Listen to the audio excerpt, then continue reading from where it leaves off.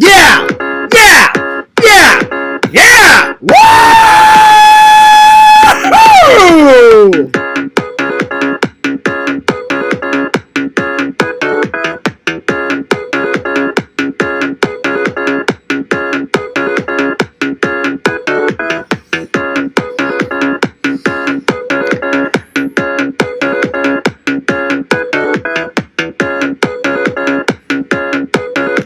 Yo, what's up, guys? Fears. Audience, right here. You, right in there. Right in this square box is the audience. I'm Fears. How art thou? Thou was just doing pretty good. I was a tad bit tired. Anyway, let's open up the chat, shall we? Let's open up the chat. I'm sorry that this stream is so late. We're going at almost 7:20. And the reason why is because I was so tired. I got off of work, and I stayed up late to stream with Larry and Lantern and Visions, and I just got super tired. So I went to work, did the work, and then, man, when I came home, I pretty much just slept all day, guys. Slept all day. Because I was tired. And then Sega wrote me and said that he was streaming later on tonight, so that's why Sega is not on tonight. So Sega probably right now is probably Twitch casting. And I said, well, Sega, I'm really tired. I said, do you mind if we stream, like, another day? I said, or do you want to stream, like, later on in the day? And he was like, well, Fears, I'm going to stream Resident Evil 2. And I said, okay, buddy. I said, I understand. And so that's why he's not on. So, but I said, hey, I'll tell you what. I said, let me sleep today. And I said, then on Monday, I said, we'll stream. So I probably won't be streaming tomorrow because, one, I have got to catch up on some vlogs. Sunday, I'll probably stream. Anyway, let's open up the chat. There we are. So yeah, I gotta catch up on some sleepy time. Oh, I did catch up on some sleepy time. And so tomorrow I think I'm gonna take a break from streaming and get at least a vlog or two up because I'm so close to having 2 vlogs done. So yeah. Yo, Yakovich. What's up? He says, what's good? What's good in the hood? Chilling. I was very tired today, Yakov. So I slept a lot. I slept, and then I did a portion of my laundry. So tonight, after the stream, after I eat dinner, I'm going to do the rest of my laundry. So yeah. We got 5 people watching. What's up? I'm not going to say that about her, Yakov, because she's never done anything evil to me. So big shout out to Rezi. Well, today I have found the rules of acquisition. So, Yakov, you're in for a treat. I got my my cork cup. This thing is fucking huge. Because I can't do the rules of acquisition without Cork's Bar and Restaurant, which I didn't get to go to, but my dad and his business associates had business meetings in Vegas a few times. And I remember my dad telling me, I wish you would have took some photos, Yakov, but he didn't take any photos. Him and his friends went to there was a big Star Trek like exhibit in Vegas. And next to the exhibit was this bar called Cork's Bar and Restaurant. And my dad got to go in there. So, anyway. They forgot to take these things off. I'm not going to eat this. I'm going to eat this. Anyway. So, I pulled up the rules to the acquisition. So, we're going to do so today we're going to do the top 10 lists.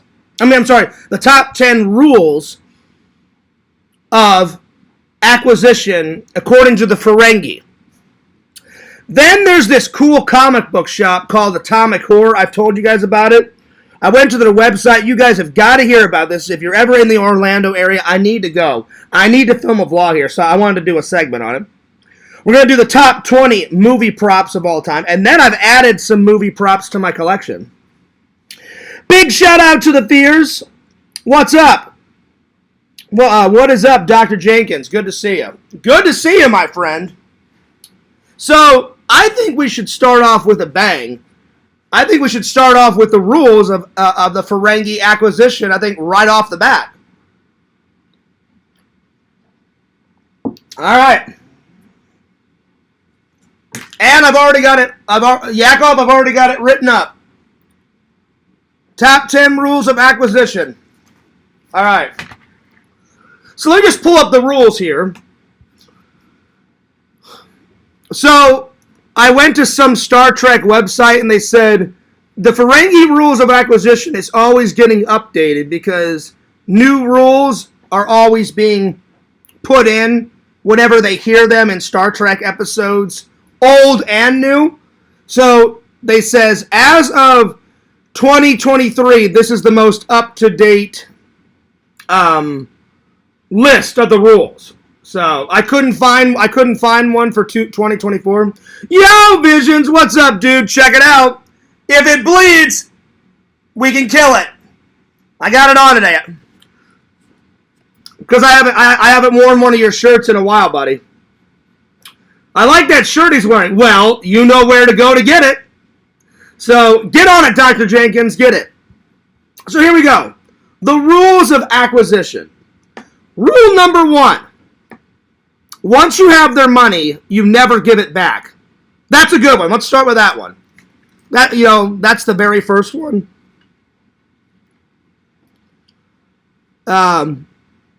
Never give back money.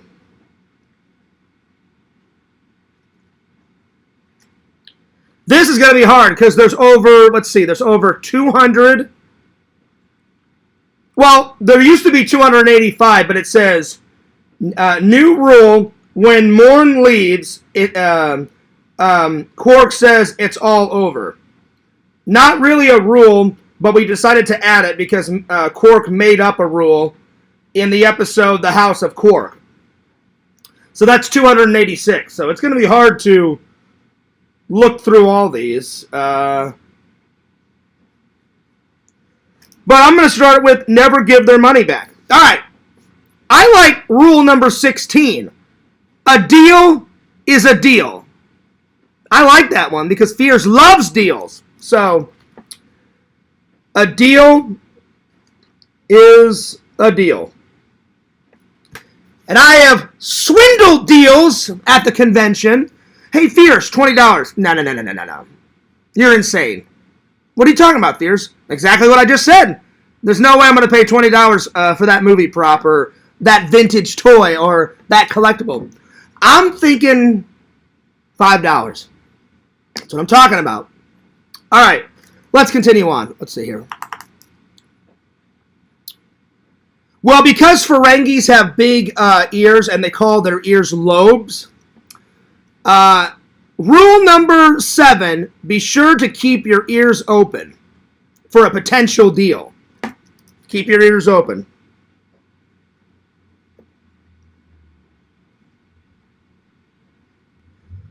By the way, this suggestion was suggested by Joey, and Joey's not even here.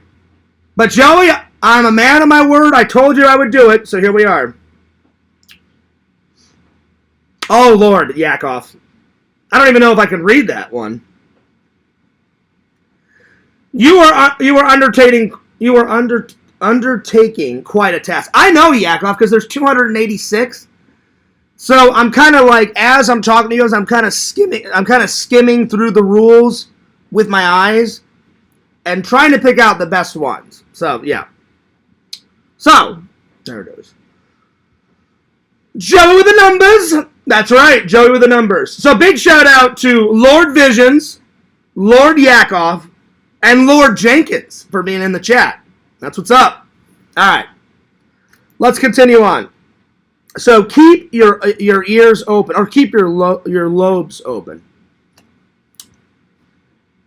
I do this. Actually, the next rule number 33, I do this all the time. It never hurts to suck up to the boss to gain profit or promotion. That's a good one. Suck up to the boss. Thankfully, my boss, well, my main boss, is pretty cool. He let me have my birthday off. He let me have, he's always cool. He'll give me Christmas off for sure. I don't know about Christmas Eve. I hope. But I know he'll give me Christmas off. But he gave me the 28th, the 29th, the 30th, and the 31st off. Yes! All right, I'll get back to the chat in a minute because I've got the rules up. But yeah. So number 4, suck up to the boss. So Yakov, I hope I do the rules of acquisition justice, my friend. All right, let's see. We're on number 5. Let's see here. Let me scroll down here. I'm just gonna skim through these. This is a good one.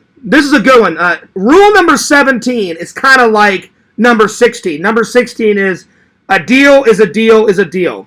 Number 17, once you make up a contract for potential business, a contract is a contract is a contract. There we are.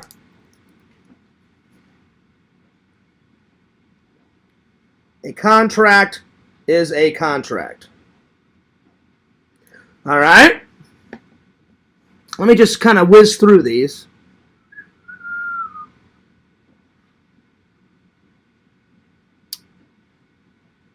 A wise rule to acquisition is a wise man can hear profit with his lobes. Again, that kind of goes with the keep your ears open, but that one's kind of implying like if you overhear like chatter in the room, like what profit? You know, so that's good. I'm gonna add that one too, Yakov. I'm gonna add that one too. That one was. Uh-oh, I lost my place. Where is it?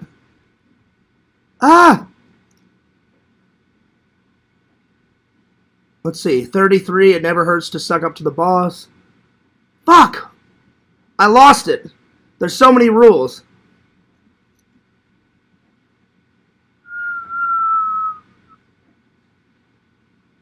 Oh, shit. Where was it? Damn it. I lost it. Hang on. Let's see. Oh, there it is. Rule number 22. As a Ferengi, a wise man once said, a wise man can hear profit with his lobes. That's going on the list.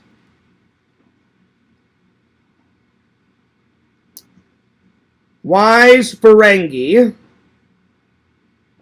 can hear profit.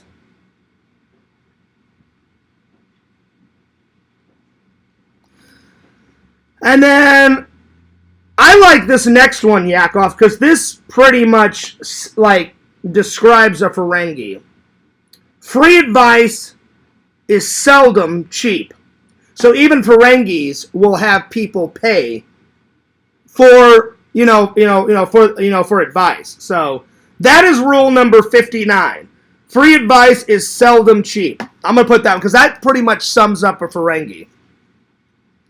Because they're all about profit. Every single thing, every part of their life is about profit.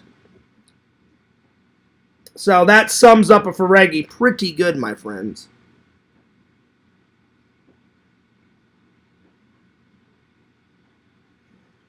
All right, let's see here. Oh,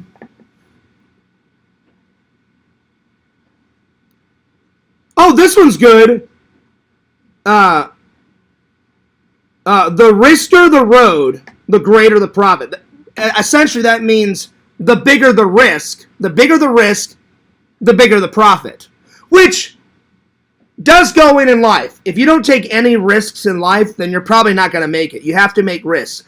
Whether you achieve that risk, like let's say the risk plays out good, that's really good. If it plays out bad, then you learned a lesson. So yeah. So I think I'm going to go with that one. That is rule number 62. The risker the road, the greater the profit.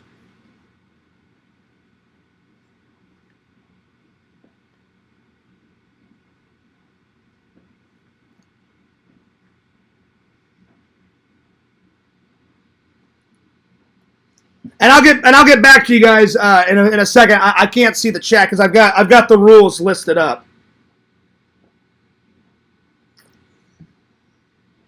All right, let's see here.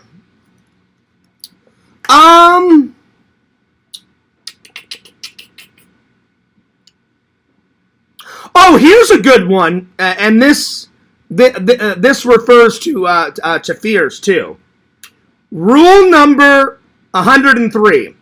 Sleep can interfere with unfinished potential profit, ongoing profit. So yeah. So it's essentially saying make sure you get plenty of sleep, because if you fall asleep, then you're going to lose out on profit. I like that one. Rule number 103. Sleep can interfere with profit.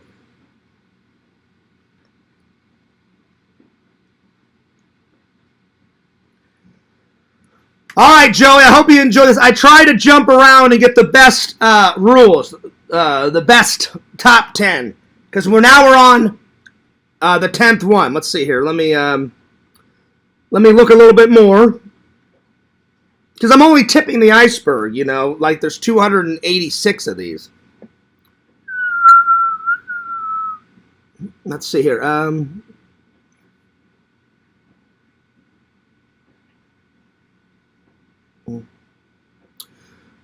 Rule number 11: treat people in your debt like family. Exploit them. That's all right. Let's see here. We can do better for the last one. Let's see here. Oh, this is a good one, because people do this in real life. Rule number 194. It's always good business to know about new customers, new friends, new people before they walk in the door of your establishment. And then it says #whispers. So it's good to hear. It's good to hear the gossip, before you start any business transaction. I like that one. So it's always good. Essentially, I'm gonna summarize it, but it says it's always good business to know about new customers, new friends, family members before they even walk through the door, and before you make a business transactions. #whispers. So I'm just gonna say it's good to know people before they walk through the door.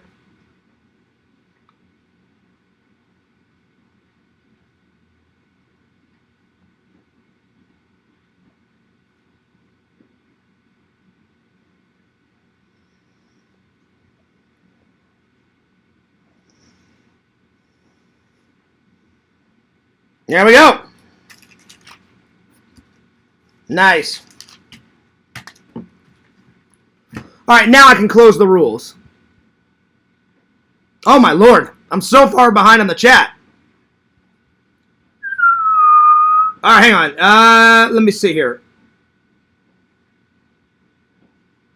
Let's see here. The last thing I read was Dr. Jenkins saying, calling me Millhouse Fears. I don't know why, but for some reason he thinks my middle name is Millhouse. It's not. That's a cool name though. Millhouse Fears, motherfucker. That's right. All right.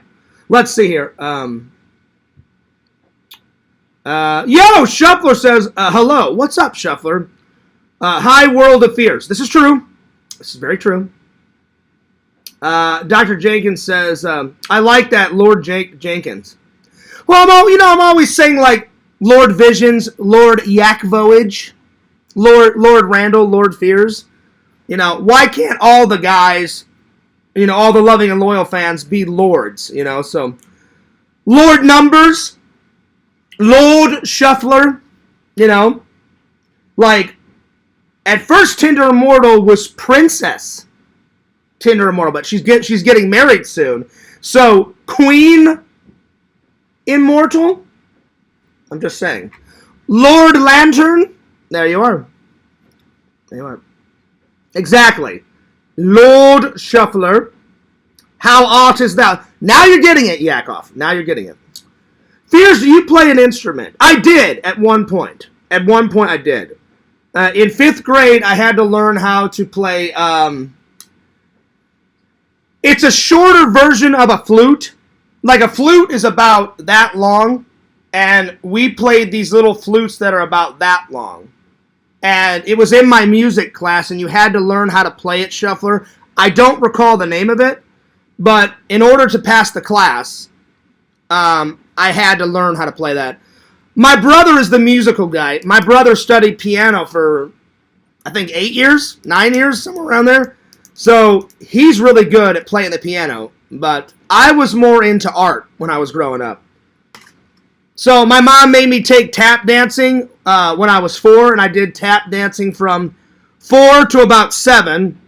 Then I really got into drawing and painting because of my mom. My mom is the artist of the family, too. So my mom likes art. That's why my mom likes to knit and quilt and sew and all that, because she likes all those art projects. So I got all the manly stuff from my dad, and I got all the art stuff from my mom, and I guess it's stuck because I'm still making art to this day, you know? I just make it I make video art. But every once in a while, I like to paint whenever I have more time, which I haven't had a lot of these days. And I do like to draw, because without me doodling, there would be no Fears Man. I have the original doodles, the original drawings, in a box in Missouri. I think I did a vlog on it, and I showed you guys the original Fears Man's drawing, because originally Fears Man had red, yellow, and blue. And I was like, I like red, but I'm like, blue and yellow just pops more. And plus, blue and yellow are more of my favorite colors. I'd say my 5 favorite colors would go yellow first, then blue, then black, then green, and then red. So I'd say those 5. That's why when I showed you guys my closet, there's a lot of black t-shirts, a lot of red, a lot of yellow in there. So yeah. So hopefully that answers your question, Shuffler.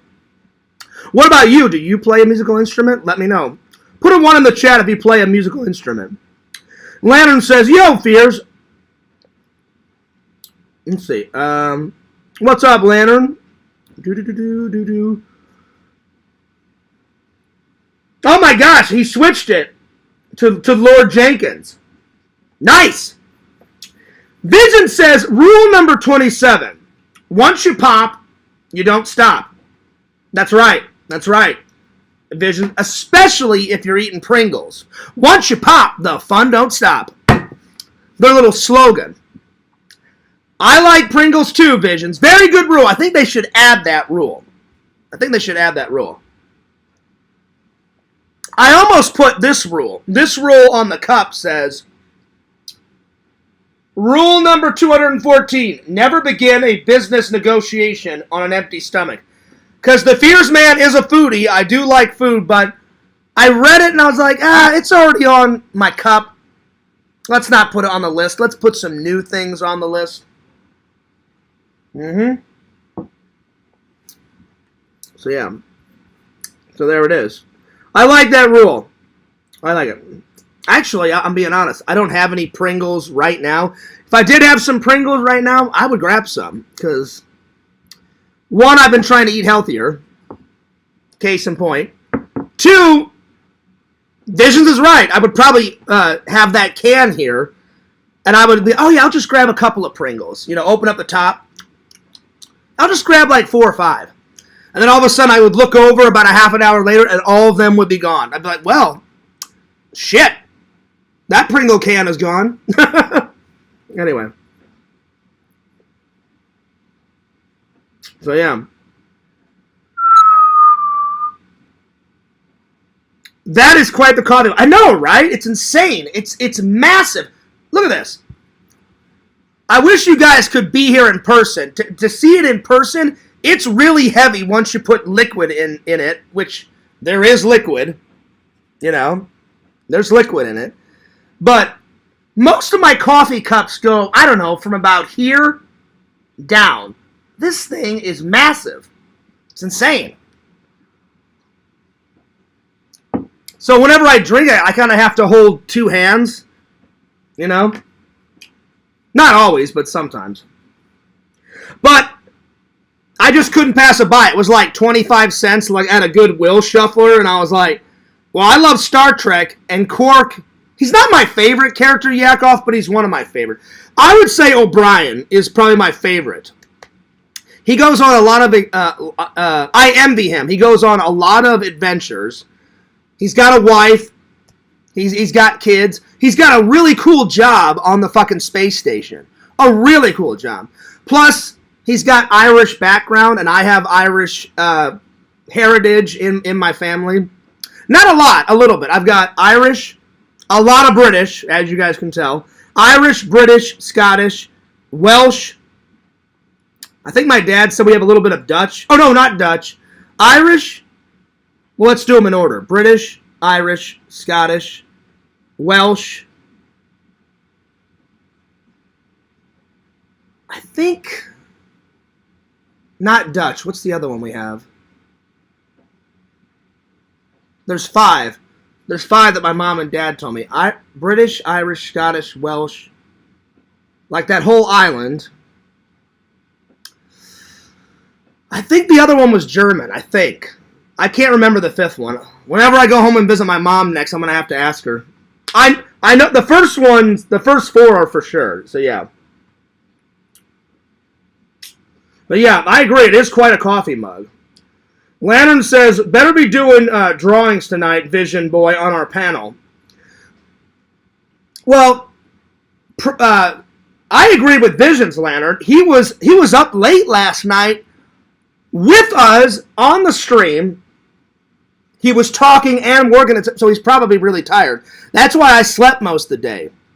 So, I don't know how long you guys streamed after I left Yakvo and Visions, but I left at I had to be at work at 4:30, and I left at 2:50. So I slept for an hour, and then I woke up, had a quick shower, and then I was on the way to work. So that's why I slept all day, because I was fucking tired. And that's why I'm not going to stream tomorrow. Tomorrow I'm just going to rest and relax. And I don't have to go to work tonight. Yes! I don't have to go to work tonight or tomorrow, because it's the weekend, motherfucker. And so I'm not going to stream. So I'll stream on Sunday after church. But tomorrow I'm just going to rest and relax and catch up on some vloggage. So hopefully I can get a vlog out tomorrow. So yeah. Vision says, I might, Lantern. I'm finishing up those prints from last night. See? Lantern, case in point. Case in point. Case in point, my friend.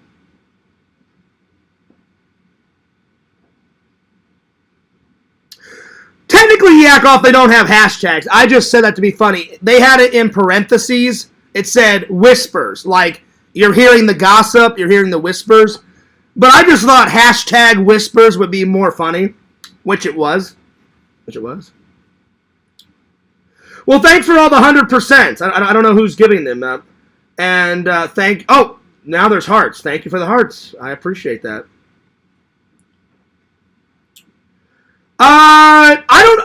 I'll be honest, Visions, I don't know what type of flute it was. Like, normal flutes are they're real long. They're about that long, right? My flute in 5th grade was about that. And then you just kind of play it, and you put your fingers on it, and then you blow into it, and it was a tiny, tiny, tiny flute, and I had to get the grade. I don't really know what it's called, though. But it was a tiny flute. Maybe Lord Jenkins a micro flute?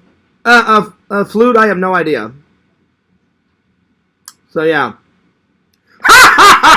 Vision says, well, fears, very important. Was it attached to the instructor? No. No. Helen Thunder Art Fears. Why Thunder, Jenkins? My mom loves art. Loves art. I love art. I get all that from my mom, which, thank God she instilled it in me. I don't know why she had me do tap dance. I have no idea. I don't remember. I remember a little bit of it, but I don't remember a lot. But I remember we had a really hot, sexy teacher. She was super cute.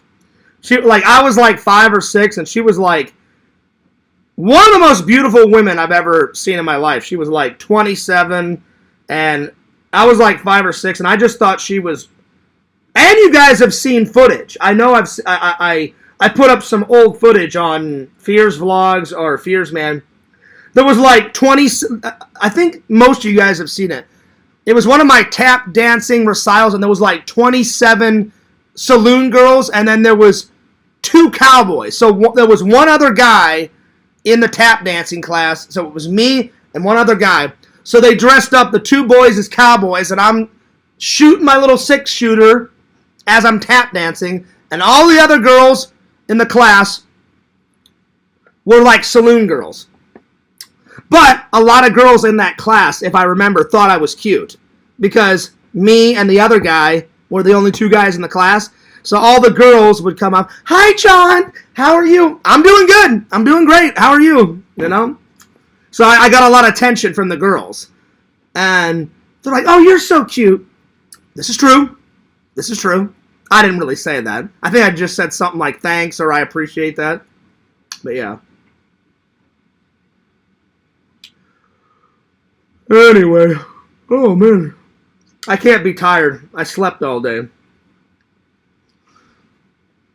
No, I don't know. I don't remember what the other one was, Tinder Immortal. I really don't. So yeah. Anyway. I'm back at the same spot, printing the same things. It never ends. Exactly, right? Visions, I'm sure that's directed towards Lantern. Visions works. I admire your work ethic, Visions. I admire it a lot, you know. But you got to take some time out and rest and relax. Take like work like Monday through Friday, and then Saturday and Sunday, kick your feet up, hang out with Mrs. Visions. Watch a movie, you know.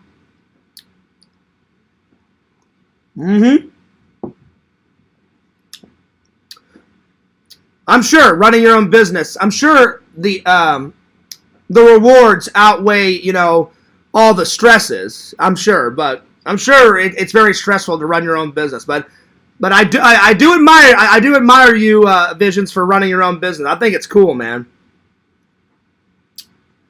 So yeah. Anyway, because she's intense about her. Okay, I got it. I got you, Lord Jenkins. Now her new passions. As she gets older, my mom's 70. She loves, like she switches back and forth. Jenkins, she'll like make a quilt for the church and she'll donate that to the church. And then if she gets bored with quilting, then she sews and then she knits. So when I came home, this last time, I was like, "All right, Mom, what's the new project?" And she's like, "Oh, I'm back on quilts." I was like, "Okay." I'm like, "Fair enough." I'm like, "What happened to the sewing? What happened to the knitting?" She goes, "Oh, I just put that on hold." She goes, "Me and my girlfriends, we're making this big quilt for the church." And I was like, "That's cool. That's what's up." So she jumps back and forth. But hey, as long as it makes her happy, hell yeah. So yeah. I know, Tinder Immortal. I got lazy. That's what happened, Tinder Immortal. She says, "Hey, Fierce, when's the next vlog? You were on a roll for a bit. Maybe next 3 months we'll get the Halloween one." I know, right? I need to get back on the roll. That's why I'm not going to stream tomorrow, Tinder Immortal, and I'm just going to focus on getting up 2 vlogs or 1 vlog. The next 2 vlogs that I'm going to post, the Beetlejuice movie theater vlog, and then the Collectors Fest. Where the hell was that convention? That was in Hang on. I think it was Tampa. I drove out to Tampa. Hang on. Collectors Fest. Oh,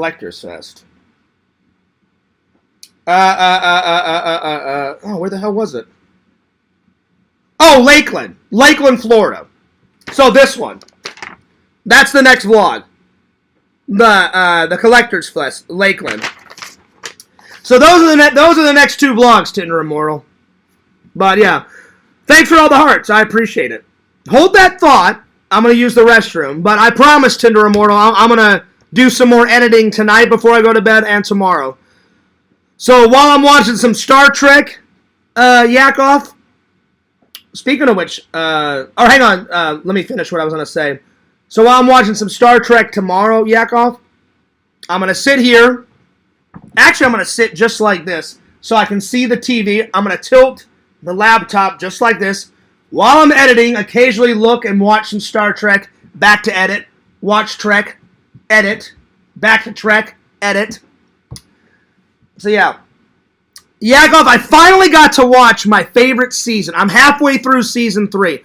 Hopefully, because I'm going to watch some episodes tonight, hopefully I either get to the end of season 3 tonight, or I hit season 4 tomorrow. Finally, Worf gets into the mix of things in season 4.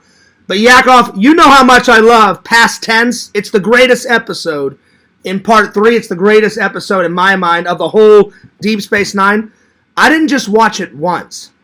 I watched Past Tense 1 and part 2. Took a break, made myself a sandwich. As soon as I finished, I poured myself a big glass of orange juice, and I just sat and watched Past Tense again, 1 and 2. Because it's that good. It's worth watching it, not once, but twice. All right. I'll be right back. Just go ahead and study Quark. I need to use the restroom. I'll be right back.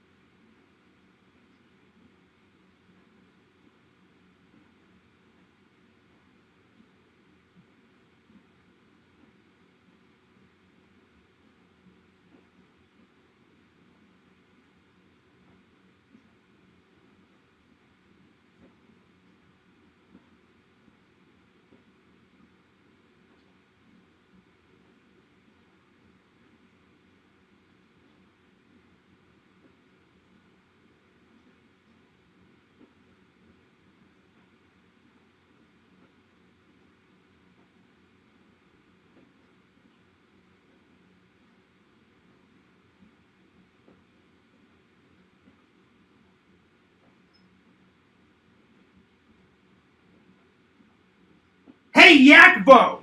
Hey, Yakvo! If it bleeds, we can kill it. That's right. If it bleeds, we can kill it, you motherfucker. Hence the shirt. Yakov, you son of a bitch. If it bleeds, we can kill it. That's right. I'm just joking, Yakov. You're not a motherfucker.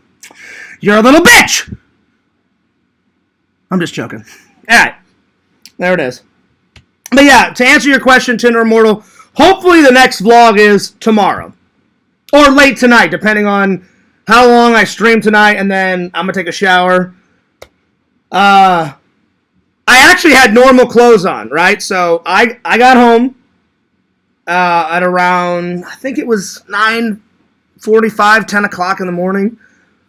Took a shower, ate breakfast, threw on the jammies, went to sleep, got up, at around, let's see, it's 7 now, and I've been streaming for about 40 minutes.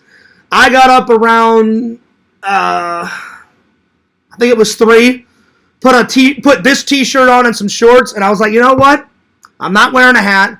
I want to be comfy. So I slipped back into the jammies. So there it is. There we go.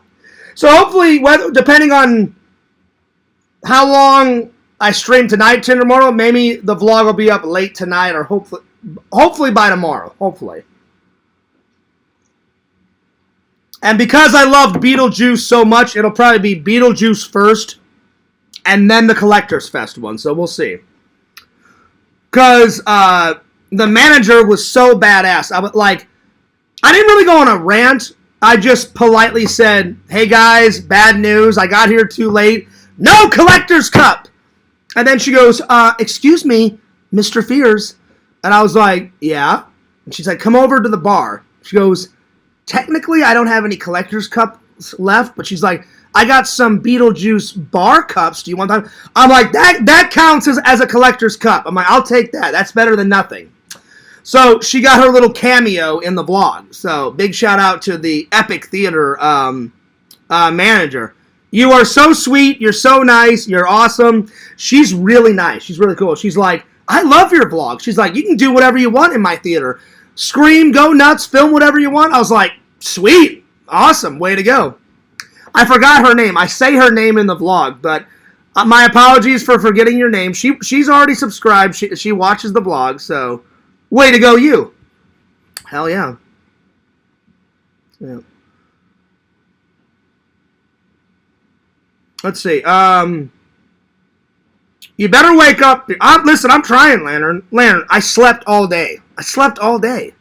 Or almost all day.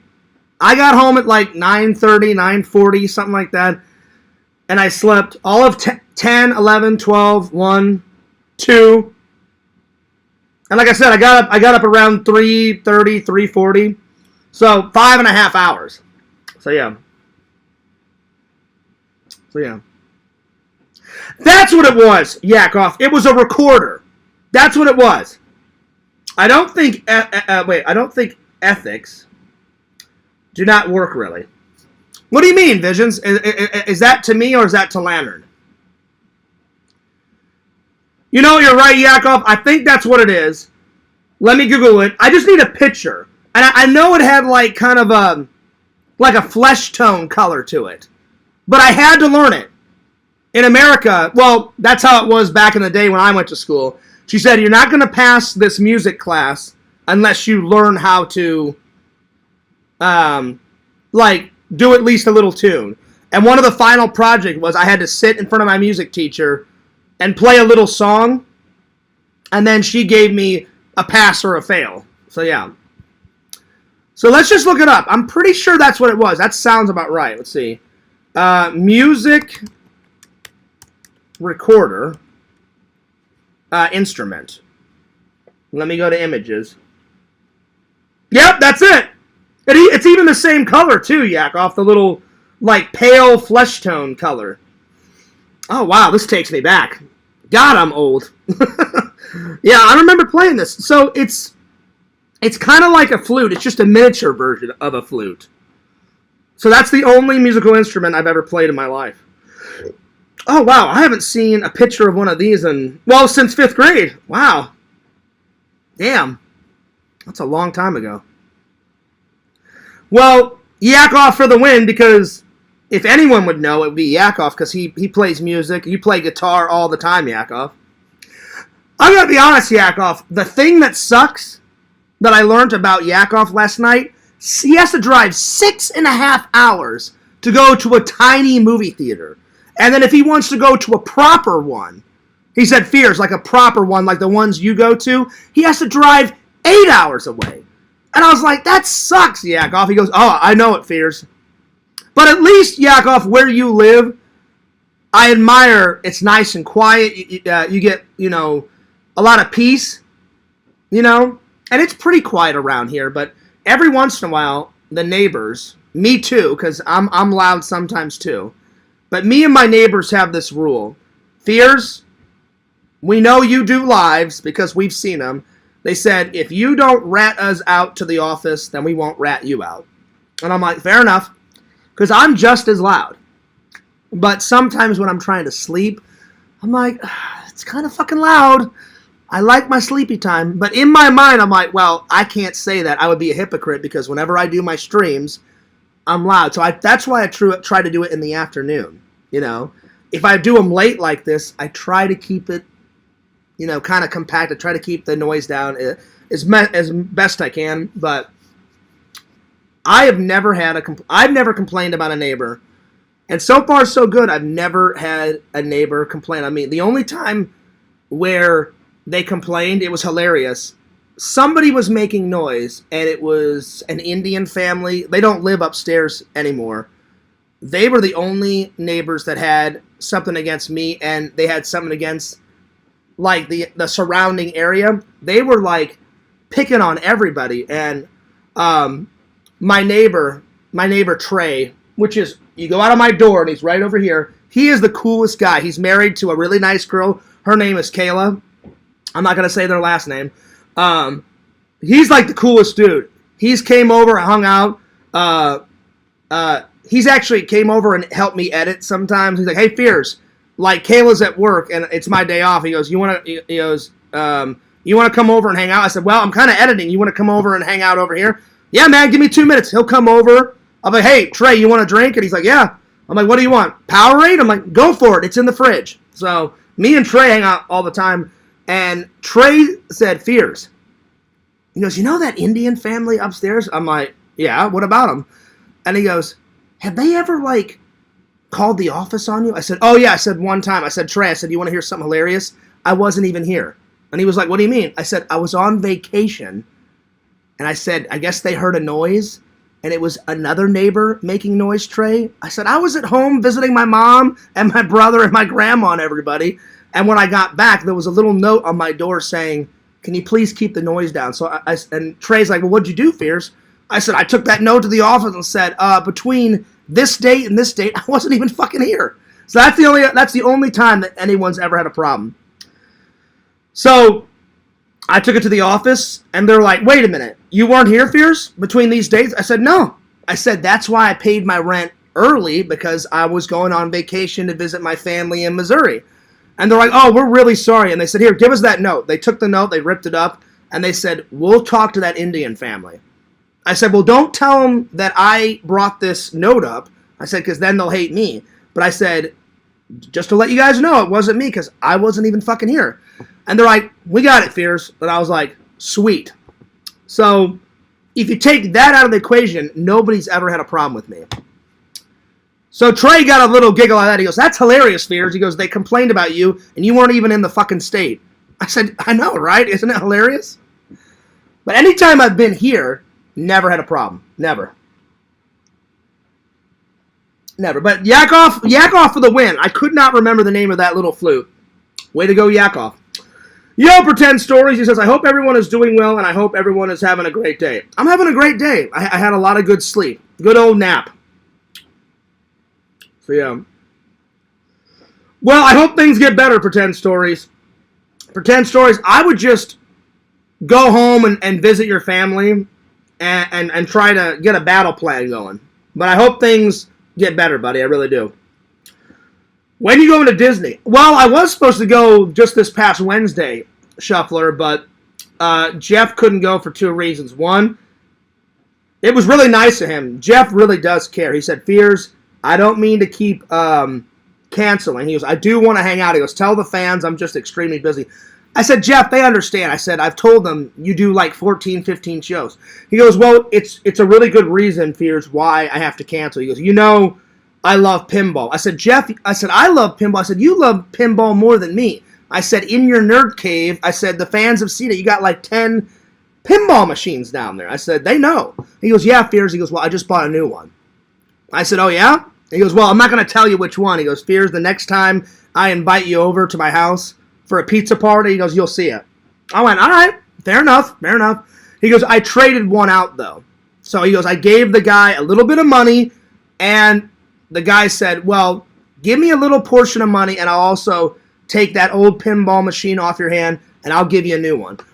I was like, nice, that sounds like a pretty good deal, buddy. And he goes, it was. He goes, I got it super cheap. He goes, the old one I didn't like anymore, and I said, out with the old, in with the new. And I said, that's what's up. So that was one reason. He had to wait for them to deliver it to his house. The second reason was, Fierce, you know the Kissimmee convention coming up? I said, I do. I said, I'll be there, buddy. I said, I'll be there. I think me and LC are going to go, because LC called me the other day and was like, Fierce, I'm sick and tired of not hanging out. He goes, you want to meet me at the Kissimmee one? Because he lives in Kissimmee. So I said, I'll meet you up there. I said, I'm going to the Kissimmee convention anyway. So I said, LC, we'll hang out when we meet up there. So he's like, and then he goes, Fierce, after the con, let's go grab something to eat. I said, we can do that. So Jeff found a better location. He said, Fierce, he goes, the place I was going to have the Kissimmee one, it was just too expensive. And so I did some calling around, and I found a cheaper place to. I said, I get it, Jeff. That's your business. I completely understand. He goes, but he said, tell your fans sorry, and he goes, tell your fans it will happen. And I said, I'll let them know. So, Shuffler, to answer your question, I was going to go Wednesday. I hope I can either go. Maybe on Sunday. I was thinking about going Sunday, like after church, and then after I get back from the park, then do a stream. If not this weekend, I'm going to go next week sometime, because I have not been to the parks in forever. It's been a while. I'm for sure going to the parks on my birthday, on Halloween, on Thanksgiving, on Mickey's birthday, which is November, I think it's 18th. And then I'm going to go on Christmas time. Like on Christmas Day. I'm going to go to the park, ride a few rides, come back, do the film the Christmas unboxing, and then watch Christmas movies all the way through the night. Because my boss always gives me, I don't want to say always. The last 2 years, he's gave me Christmas Eve off, Christmas Day off, and then the 26th off, and he's like, Fears, we're going to be super slow, just come back in on the 27th. And he's done that the last 2 years. So I'm hoping this year he does the same thing, because it was really nice of him to give me the 28th off of my birthday all the way through Halloween. So I'm like, yeah, buddy. So, yeah.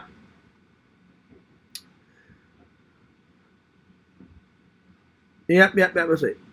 Stay up all night. Party at Fears' house. Woohoo! Right? Yeah, dude. That's cool. That's what's up. Lantern just said 5, 4, 3, 2, 1, and then he farted. Did you fart, Lantern? Well, what the hell, man? Oh, Lord. Oh, Lord. Let's see here. The next convention, Tinder Immortal, is hang on. Well, I accidentally forgot about that one, the Fort Myers, so I accidentally skipped that one. I'm not going to the Jacksonville one, because if I wanted to go to even though the Jacksonville one, from what Jeff has told me, is like massive. He said, oh, Fierce, it's like all weekend. He goes, I have like 8,000 people show up, and I was like, that's a lot. He goes, yeah, but it's just like a 3-hour drive there. I'd have to get a hotel, and I don't want to do that, and spend money that I don't have to, and then 3 hours back, and I'm like, I'm good. So the next one, Tinder Immortal, is October 5th. The Kissimmee Collectors Fest. That one right there. That's the one that I'm going to meet LC at. So, yeah. So. Okay. Next, I want to tell you guys about this. I haven't went to it yet. I watched Tinder Immortal. You guys are going to love this. I know Tinder Immortal. Oh, no, you don't like horror movies, Tinder Immortal, but Pixel, Yakoff, and Visions do. I watched an Adam the Woo. I've never went to this place, but Adam the Woo, I'm not trying to steal your thunder, but this place is so fucking great. At some point in the future, I'm going to it. Hopefully in a couple of weeks. I want to film this. This massive, it's a massive, like, comic book / vintage records / movies, old and new.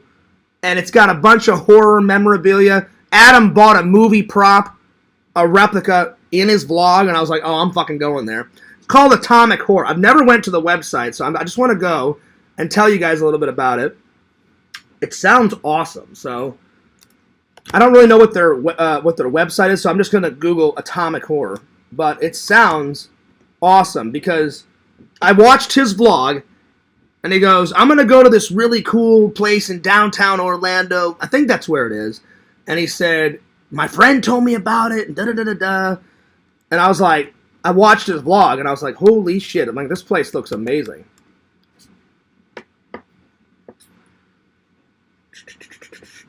Let's see here. Oh, there's a picture of the store. Damn, this place looks massive. Let me click on it. Oh, wow. Wow. Damn.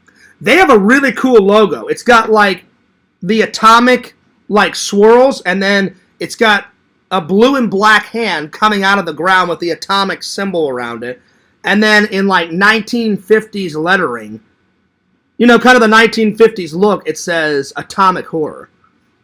That's fucking awesome, dude. Oh, wow. Oh, and they even show movies at Atomic Horror. Oh, wow, they're showing Critters on September 21st. Damn. Oh, wow, they've got a video of this place. Oh, my God. This place looks fucking amazing. This place looks awesome. Oh, my God.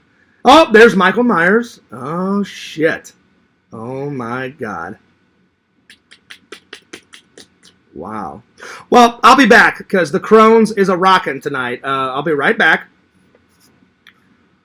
I would love to, Visions. It's such a good idea. I would love to. If I ever did that, Visions, I would just contact you, and it'd be worth it. I would just make, like, I would go to another website, get some business cards, because Randall showed me a website to make business cards. Visions, if I ever got my own booth, I would have you make FearsMan26 and Fears Vlog stickers for me. I would put in an order for like 100 shirts, and I would give them out at the convention. I need to get a booth at one point and do that, because I bet you I would get tons of subs. It'd be worth paying the money to get some merch, print it out. You know what I'm saying? And since we're buddies, Visions, I know you would give me a deal. Or I would pay whatever you would want. We'd work it out, and I would make a whole bunch of merch. I'd be like, hey, Jeff, where do you want me to set up for my table? Because you never have to provide the table. Anytime that the vendors go, I've went to the pre-show, and I've seen Jeff say, hey, such and such, put up all your collectible toys on this fucking table. Hey, you're at this table. Hey, you go there, and then the table's already right there, ready to go. So yeah.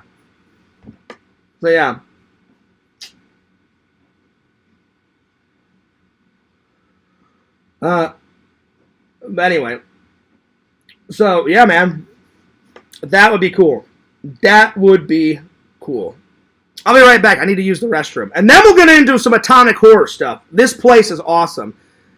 Visions, you would love this store because you love horror. You probably love horror more than I do, but since we're buddies, we both like horror. The video that they have on their fucking website, it's this lady like touring all the way through the fucking store. This place looks fucking massive. I'm doing a vlog there. I don't think they'll mind me filming, because if Adam the Woo can get away with filming in there, then the Fears Man should. Even though Adam the Woo's got way more subs than I do, my two channels, they're always a work in progress. I will not give up on my channels until the day I die. And then I told my brother, once I die, I'm giving you the channel, and you make some content. And my brother said, well, hopefully you don't die before me. And I said, I'm just preparing for the worst, you know. So hopefully somebody in my family will make some content after I go. Because even in death, I will not let the fans down. That's right.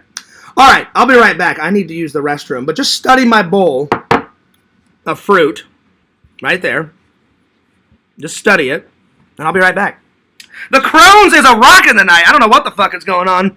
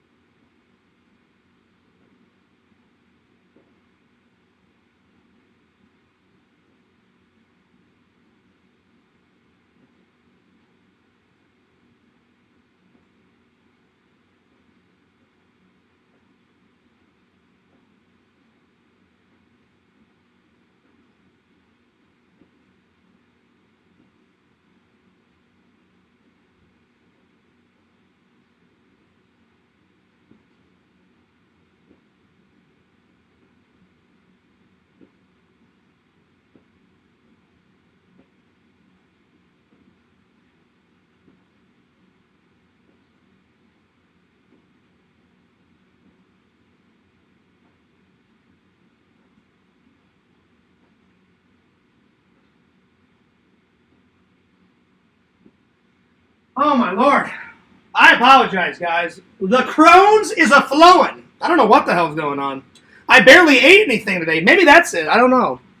Literally, I swear, I got home from work, right? I got home from work, had a very small breakfast. So I don't know where the Crohn's is happening. I had 2 slices of toast, some orange juice, and 1 cup of coffee. So this cup of coffee is my second cup of the night. And then I went to bed, and then this is the next thing I ate. So I don't know what the hell's going on. All right. Let me scroll back before we get into some atomic horror. Let me catch up with the chat here. Lord Jenkins says, you know what, Fears? You should just, mac on all the ladies and have a kissing booth. That'll work. $2 a kiss, motherfucker. What? I thought it was for free, Fears. Oh, no. You give me some money, and then I'll give you a kiss. No, I'm just joking. I would for some hot, sexy babes, Jenkins, I would definitely, I'd be kissing all the babes for free. That's right. Museum says, booth of your collection of things from Exhumed Visions. You could frame your DMs. Well, one, I would never frame my DMs. Nothing against Lord Visions. We're buddies. But, nobody wants the DMs, you know? If I was going to have a booth, I would probably take some things out of my collection that I didn't want anymore, you know? Like Visions was saying, not just to promote your channel, but get rid of some extra stuff. You don't have to buy a ticket. Yeah, the vendors come for free, especially if it's like a 2-day con. You just pay for your table, and then Jeff is a really cool host of Visions. Anytime I've went to a con, somewhere throughout the day, I don't always stay the entire con. if I do stay the entire con, Jeff goes around to all of the vendors and says, because they can't leave their booth, because I'm sure someone, I would never, but someone would steal their shit if they left their booth. So Jeff goes around and says, hey, I'm doing lunch orders. What do you want? And I've seen Jeff hand out pizza that he buys for all the vendors, or he'll buy like McDonald's for everybody, or Burger King, or whatever, That's how much Jeff loves his vendors. Plus, that's good for business. You take care of the vendors will take care of you, So, these are all good points, Visions. At some point, I definitely need to, be a vendor and just have people come up to my booth and, I've got a whole bunch of ideas. I would do a drawing. I'd be like, spin this wheel and win a Fears Man shirt. Or buy a Fears Man shirt. Or I would sign something, and then again, I would have some of my collectibles to buy. Stuff that I don't want. Because there are some things in my apartment that I really don't want anymore. So yeah. So instead of mailing it back to my mom's house and saying, hey, put all this stuff with all my other stuff in the basement, I could just get rid of it. Yeah. Shuffler says, hey Fears, hey Fears, hey Fears, hey Fears, hey Fears, I just wanted to say, hi Fears. Hi.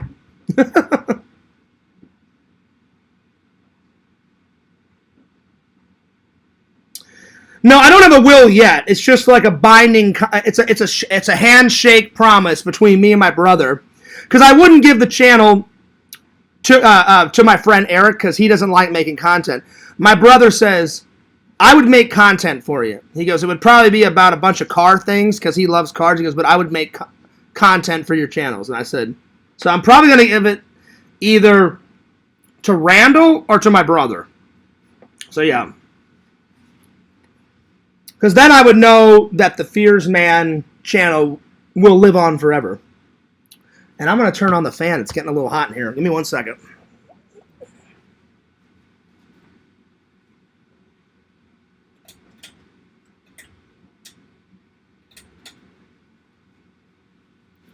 So, yeah, dude. Yeah, dude.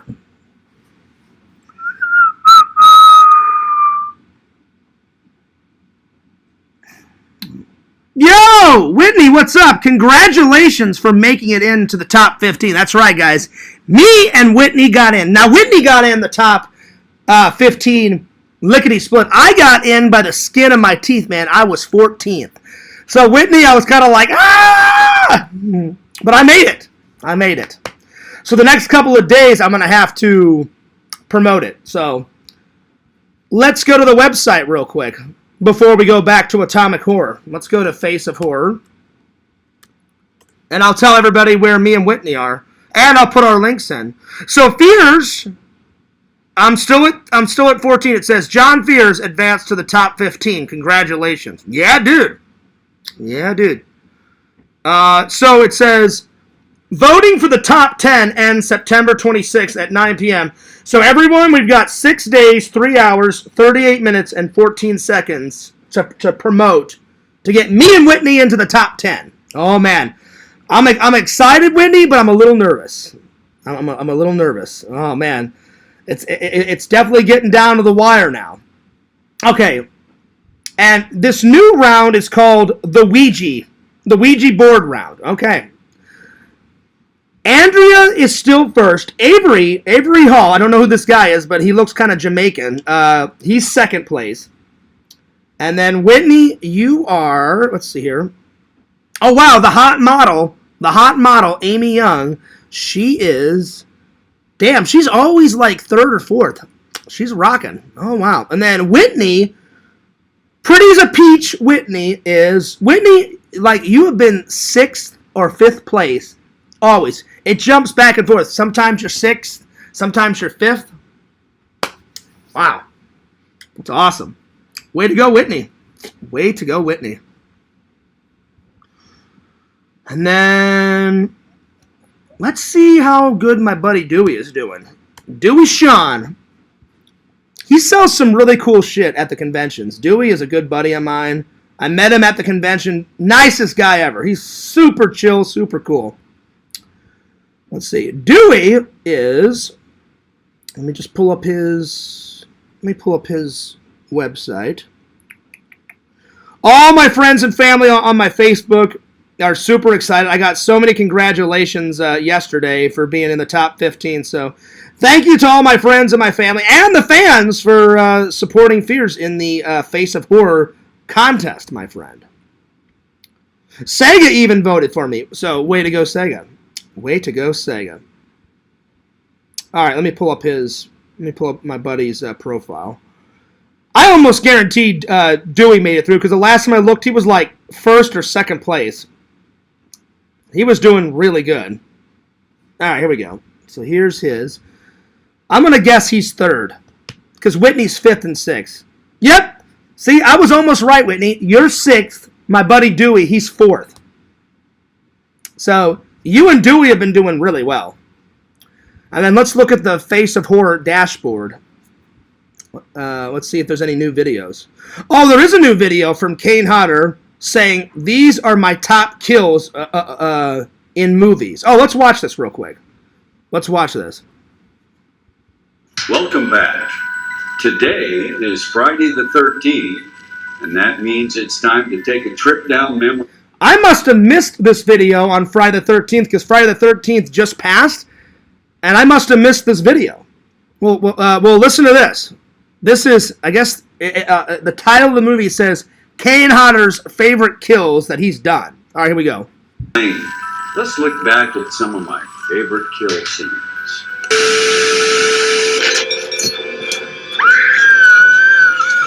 Oh, this is a good one. This is in part 7, the famous Jason Voorhees sleeping bag kill. Visions, you know what I'm talking about. The real hot chick. You know, she's in her tent. She's like, all right, she goes, I'm ready. You know, and she's about ready to make love, like, to her husband or her boyfriend. She's like, come on in the tent, you big bulging man. And then fucking Jason just takes his machete, cuts the fucking tent, grabs her inside the yellow sleeping bag, just takes her and throws her up against a tree, hits her. She goes flying out of the sleeping bag, and her face is just covered in blood. That's a good death. That's a good death. Way to go, Kane. That is a good death. I like that one. And it's like one hit. It's like, fuck you, bitch, and then, bam, just hits her right there on the fucking tree. All right, number 2, it says Jason X, freezer death. That's right, when he takes the girl, throws her head into liquid nitrogen, it's all frozen, then he smashes her face on the table and then throws her body on the ground and then walks out. That's a good one. That's a good one.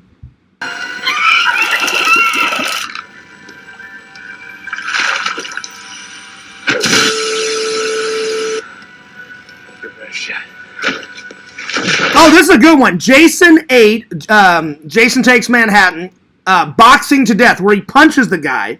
He punches the boxer. His head flies off, and then his head falls into a dumpster. I like it.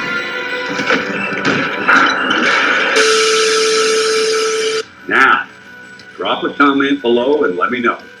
What's your favorite Kane Hodder? Probably my... all right, Kane. I won't even drop a comment, Kane. I'll do it on my live. My favorite kill from Kane, because Kane played Jason in 7, 8, 9, and 10. Kane, I'll be honest, I do like the liquid nitrogen death. He's like, hey, fuck you, bitch. Slams her head into the liquid nitrogen, slams her head up against the table, it shatters, and then he throws her dead body on the ground and walks away like a pimp, like a badass. So that's one of my favorites, but it's not my all-time favorite. Let's see, what's my favorite?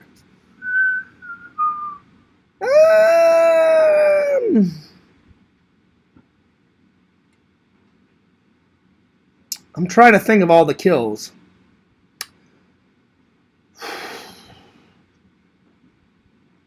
One of my all-time favorites is when it's in Friday the 13th, Jason Takes Manhattan, where that girl is almost about to get raped, which is so fucked up. And that Indian guy's like, come on, baby, lay back and relax, enjoy it. And then he shoves the needle right through the Indian guy's like chest, kills him, and then all of a sudden, I guess like his homie, he goes, yo, homie, he goes, I forgot my money, Holmes. And then the homie guy looks right at Jason, he's like, who the fuck are you? And then Jason's like, did you just say that to me? Bad news, motherfucker. And he starts walking towards the homie guy, and he goes, you're dead, fucker. And then the homie guy shoots Jason like 5 times in the chest. And Jason's like, yeah, and? I'm still alive, you little bitch. Grabs the guy's face, slams his face into a fucking vent pipe, and all this fucking fog and like steam and shit comes out of the fucking vent pipe. And his face is so bloody, and then once he shoves his face in the vent pipe, throws his body on the ground and just walks off like right off camera. That's one of my favorites. The vent pipe one is probably one of my all-time Kane Hodder kills. That one or Victor Crawley, when he grabs that old woman and rips her jaw open. That was a pretty epic death. But Kane, as far as Jason kills, it'd probably be the vent pipe first, then the sleeping bag kill, and then probably the liquid nitrogen kill. Those 3 they're up there. And then there's a new video from Kane Hodder. Let's watch this one. This is I think he uploaded this video on Face of Horror. If not today, maybe yesterday. It says 13 questions answered by Kane Hodder. Well, we'll listen to a few of them because I want to continue on with the show. But let's listen to a few of them. Hey everybody, it's Kane. I wanted to wish good luck to all the competitors in the Face of Horror because, Well, thanks, Kane. Fears and Whitney and Dewey made it into the top 15, buddy. Kane, you are a legend. Keep on killing on film, buddy. This is something we're doing, and I'm taking it very seriously. And I want to see the best out of you guys. And hang in there, and good luck, and watch your back. Kane, I am promoting the shit out of myself. Plus, Kane, I've already met you 3 times, and I've interviewed you 3 times. And, hey, guess what, Kane? You are fucking such a badass, and you're so fucking cool. Contamination Convention. Remember Kane way back in the day? That's right. Kane is the fucking man, dude.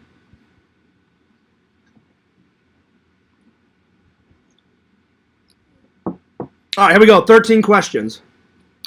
The first one is, if you could play any classic monster from back in the day, what would it be? Oh, this will be good. Only because it's something I loved as a child and still think it's a cool as hell monster and not that different from the monsters that I have played. Yeah. My answer would be Frankenstein. I could see that. I had all the classic 12-inch models when I was a kid of all the classic horror actors, the Creature, Dracula, Frankenstein. And you know what's funny about Frankenstein, guys, is that really Frankenstein, that's not the monster's name. That's the creator's name, as you guys know. Victor Frankenstein is the one that created Frankenstein's monster. So really, the monster in Frankenstein has no name. It's just Frankenstein's monster. But Frankenstein is such a cool fucking name that I guess the monster, because the creator's name was Victor Frankenstein, he's got such a badass name that everyone calls the monster Frankenstein. I could see Kane Hodder playing Frankenstein. I'll get back to the chat in just a minute. I wanted you guys to hear this interview because I wanted to watch this too. And all of those, and I always, and it sounds kind of stupid, but I always identified kind of with Frankenstein, and always thought, even as a kid, thought it would be amazing to play Frankenstein in a movie. So I could never play Frankenstein. I think it would be cool, but Frankenstein is like pixel height. Pixel's like 6'6", 6'7", and Frankenstein's up there. I'm only 5'6", so to see me in Frankenstein costume would be pretty hilarious. I mean, I could act it. I don't have the height though, but And actually, I think it'd be much cooler to play the Wolfman. I mean, I love Frankenstein, but if I could play any Universal monsters like back in the day, Wolfman would probably be first. If they didn't care about height, then I would play Frankenstein. The most boring one to play would be the Mummy. That's my least favorite Universal monster. Dracula would be cool, but definitely the Wolfman first. To have like all the prosthetics on and the teeth and the hair, and I think Fears would make a good Wolfman. I've already got tons of hair on my body anyway, so I mean, look at my arm. Look how hairy my arm is. Tons of hair on my arm. You know? So, Wolfman it up! Wolfman it up. Alright, let's see here. Alright, let's get back to the interview.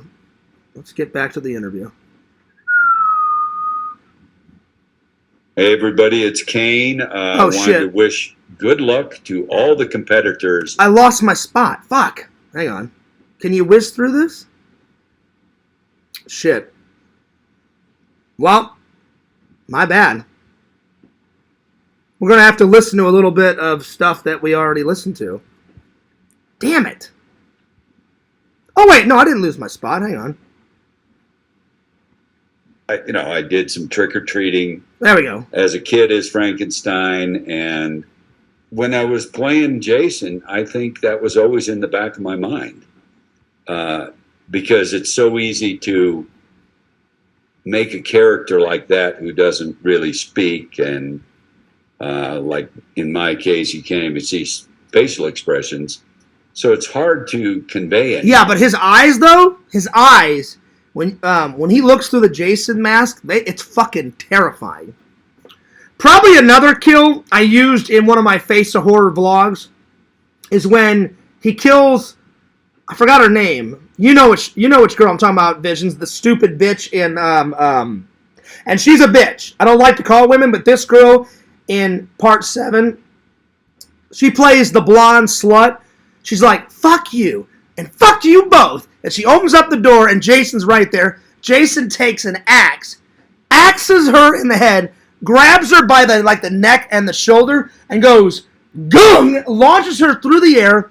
She goes flying over the TV, and the TV's like kind of in the corner, and she goes flying over the TV and then behind the TV.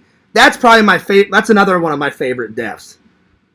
Because that girl that plays the stupid bitch, she is the biggest bitch in the entire world in part 7. Oh, man. Oh, man. Without making it look like you're overacting. So it was always in the back of my mind, and one day I'm going to play Frankenstein. So that would be the one. Well, Kane, if anyone can pull it off, it's you, buddy. So I wish you luck. You go get that Frankenstein, man. Get it. Get her done. All right, question 2. Have you kept any movie mementos / props? Oh, I guarantee you Kane has probably kept at least a machete and at least a hockey mask. I would be very surprised if he didn't. I mean, I would be astounded if he didn't. But let's see his answer. Many mementos. Every movie that I've ever played the main killer in, and some even where I was supporting, I kept makeup pieces, props, weapons, of course. There you go. So he just said it. Every time he played Jason, he just said weapons. And I guarantee you, if he ever put any of those Jason masks visions like online, they would sell not for thousands, millions of dollars. I shit you not. So as soon as I saw that question come up, I'm like, of course he's going to keep props. Or I would. That's why I said I would be astounded if he didn't keep any props. No, especially from the Friday movies. I always made sure that I had one hero mask. There you go. We call it a hero mask because I wore one hockey mask throughout the film, and I kept it in my possession at all times, on and off the set. If if I was wrapped for the day, I put it in a camera case and took it back to my apartment or where hotel. I swear to God, Visions, I have not seen this movie. It just makes sense. If I get to play Jason, whether the film company would grant me access or not, I'd be like, listen, at the end of the day, at the end of the shoot, I'm motherfucking Jason. If you guys say no, I don't give a shit. I am stealing the Jason mask. It's going to be in my home, and you have absolutely no say. I would say it as nicely as Fierce could do it. But if they were cool, they're like, hey, Fierce, we're going to let you have the mask. I'd be like, what I would say was, oh, cool, thanks. I played Jason. Thanks a lot for giving me the hero mask. If they said no, I'd be like, listen, I'm not trying to be a dick. I'm taking the mask because I may never get to play Jason again. I'm taking the mask. Oh, yeah. I'm probably going to be behind on the chat, guys, but I want you guys to... this is a really cool video that... He must have uploaded this video today or yesterday. I guess he made this video. It looks like he made this video for everyone that made it into the top 15. So, this is kind of cool. Wherever I was. So, I kept all my masks. I kept the Freddy glove that I wore in Jason Goes to Hell. Different machetes, weapons. I have my teeth that I wore for Victor Crowley. Oh, that's what's up. In 2 different Hatchet movies. I guess that's kind of nasty, really, but... No, it's actually kind of cool, Kane. I mean, listen, I know the dude worked in Hollywood. I've even told the dude. He was like, Fierce, you can't just take things off a set. Bullshit. They haven't met Fierce. I'd be taking all sorts of props. I'd be like, who cares? The job's done. I'm just go ahead and take a batarang. I'm going to go ahead and take a little bat handcuffs. He worked on Batman. And I guarantee you, the actors... So the dude, we're cool, but I guarantee you everybody on that set was taking pictures in the Batmobile. And he's like, no, you can't do that, Fierce. What they don't see will not hurt them. I'd be sitting in that Batmobile taking fucking selfies everywhere. So no offense to the dude, but I definitely would be taking some props. Oh, yeah. Whether I'm in the film or not. You know, it's something iconic from the character, and it's the dentures that I would snap in and look ugly as shit about. So. Plus, Victor is supposed to be ugly as shit. He's supposed to be some, like, country bumpkin, hillbilly, like, mongoloid, you know, in the backwoods with jean suspenders on, with, like with a hatchet, with tons of blood, deformed face, killing motherfuckers. I still need to watch Hatchet 2 and 3 Visions. Hatchet 1 is unbelievably amazing. So good. So good. I always kept many, many things because, you know, it's a great memory. All right, number 3. What does it feel like being a horror legend? Oh, this is going to be good. I'm not sure I'm comfortable with that term. I appreciate if somebody else thinks that, but... Kane, you are a fucking legend. You're a legend. Just deal with it, buddy. You're epic. I've met you 3 times. You're amazing. I understand where he's coming from, because when people on YouTube are like, oh, Fierce, you're a fucking legend, man. I'm like, I don't really see myself as a legend, but I appreciate it. So I know where Kane's coming from. I'm like, what have I done that's been that legendary? I'll give you the shaving of the chest with Carrie. That's pretty legend. I don't know why the fuck I did that. I think my brain was on acid that day, but it did happen.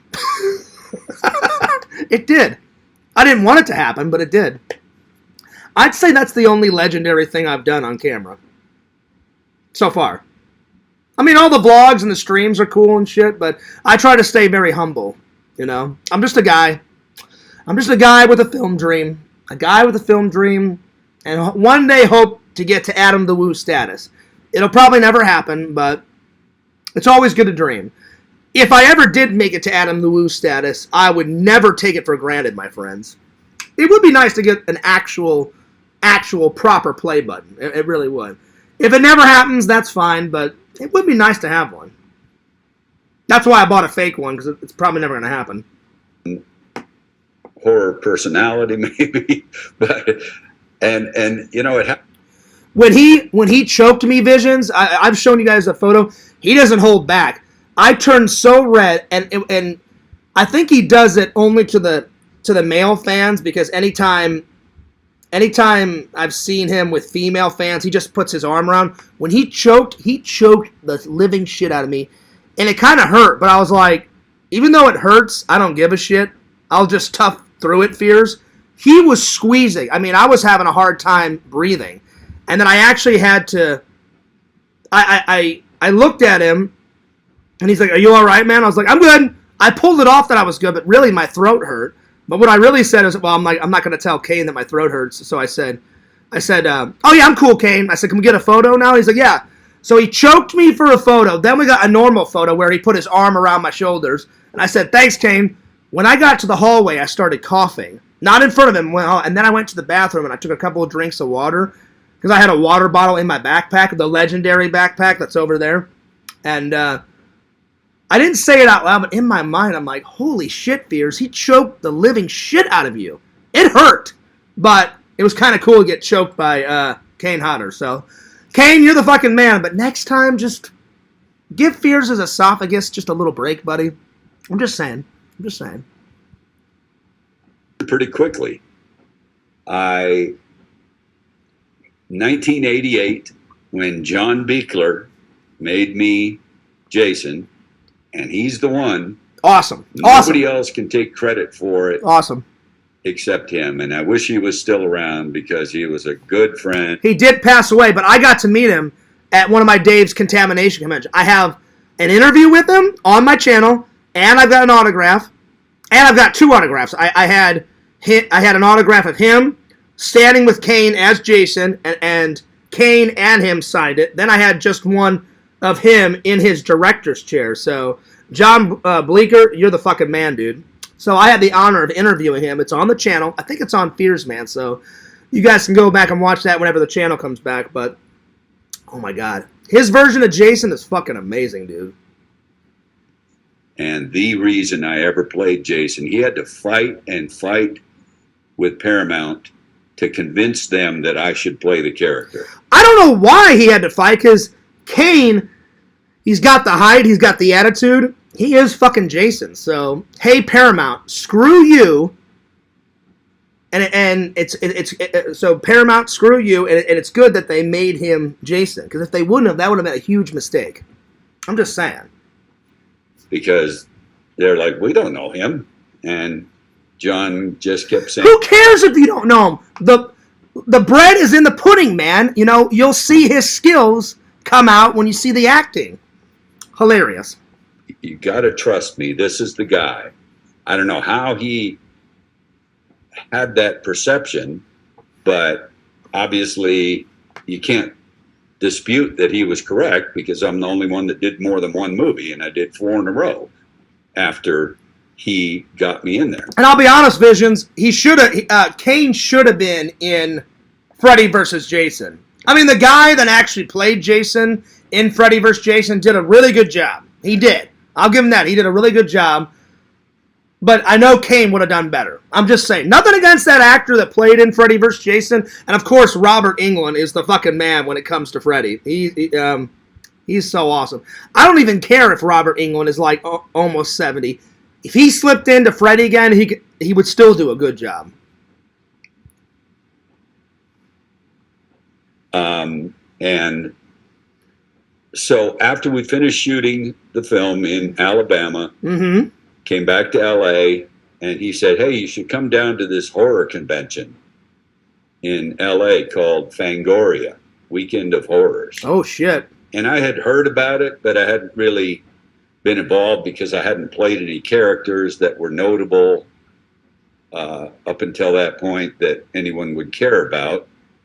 And he said, "Stop in, and I'm going to be doing a panel, and I'll introduce you to the crowd." And that's fucking awesome. I said, "Oh my okay." God. And I walked around, had fun seeing all the horror stuff, went to John's panel as he was talking about having so done good the movie with. That's another reason why when people get famous, if I ever got famous, I would never take it for granted. I would help people. I would donate even more to charity than I already do, and you get so many epic opportunities. I bet when Kane walked on that fucking stage, Visions, he was like, oh my God, so many horror fans. This is fucking brilliant. This is fucking amazing. Oh, that would be so cool, man. Wasn't even out yet. He said, by the way, the new Jason is in the audience. Introduced me. I stood up. People clapped. I sat back down and listened to him for a while longer. And then so cool. I left the panel to go walk around the convention some more. And I left the ballroom. And as I walked out, I turned around. Another cool thing is when you're famous, a lot of people give you a lot of free shit. And Kane is so humble with it. I saw him at my buddy Dave's convention. A bunch of fans, he put a little sign up, Visions, this is a true story. I didn't see the entire story. I saw the tail end of it.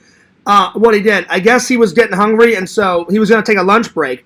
And in the convention center that my buddy Dave rented out, there was a little bar where you could like buy fruit and snacks and lunch and all that. And he mentioned to his manager, he goes, I'm kind of craving some McDonald's. And some fans left the convention, and when he came back, I guess he was getting ready for a role, so he was, I guess he was dieting.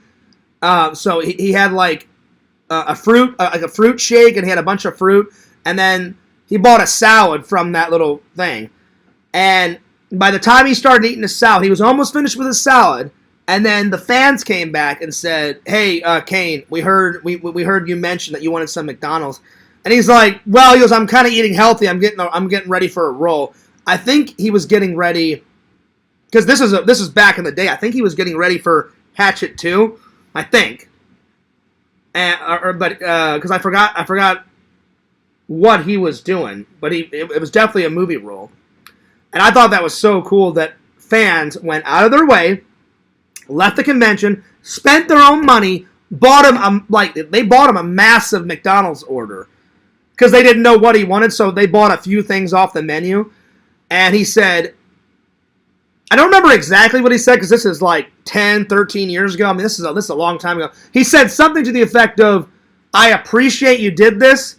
I'm going to eat some healthy stuff, some of this McDonald's order, and then I'm going to give some to my agent and some to other vendors. Because they bought him like a couple of Big Macs. They bought him like a fish, a McFish, or the fish sandwich, whatever, on McDonald's, and they bought him like some fries. They bought him a whole massive order. They bought like 10 things because they're like, well, we don't know what Kane wants.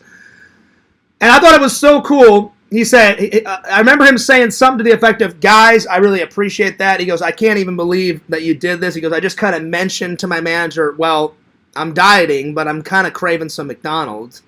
But I guess Kane in the end was like, no, I'll just go to that restaurant and buy something healthy. But then I remember him saying something like, but because you guys bought this, I'll eat all the junk food first, and then I'll end the day eating my healthy salad and all that. He had already started eating his salad. But what was cool is, as I walked by and saw all this, he gave some Big Macs to his agent, or his money handler guy at the table, and then he literally tapped someone that was on the next table. I guess it was a vendor next to Kane, was like, hey, I'm not going to be able to eat all this, like, do you want some? And I just thought that was so cool. So, true story. So he ate some of the order, but the order, I shit you not, they gave him like 10 things off the menu, because he was like, wow, this is a big order, why'd you guys get so much? He was just curious. And they're like, well, we didn't, I remember it was a husband and a wife, and they had 2 kids with them, Visions. And the husband said, well, we didn't know what you wanted, so we just bought like 9 or 10 items. And he was like, you guys are so awesome. He goes, you didn't have to do that. Thank you so much. So if Fears ever became famous, you got to stay humble. I would thank all my fans. I do that anyway. Anytime you guys send me something in fan mail, like when Walter sent me the Vigo, I was like, Walter, you're the fucking man. Thank you. Hey, Walter, thank you. You're epic. You got to stay humble, and you got to give back to the fans, man. That's why, even though I'm tired sometimes, Yakov said it right. He was like, Fears, even though you're tired as hell, sometimes you give us the streams. And I'm like, of course. You got to give back to the fans, man. And then I've taken suggestions from the fans to do, like, vlogs and shit. So, I love you guys. All right, let's finish this video. And then I have got to get back to the fans because I haven't checked the chat probably in about, oh, man, probably 30 minutes. Because now it's 1 hour and 40 minutes that I've been streaming. And I guarantee you, the chat has probably been flowing. And, but yeah.